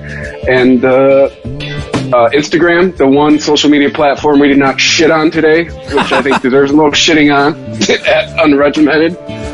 But thanks everybody who's listened, and we'll see you next week. See ya. All right, later.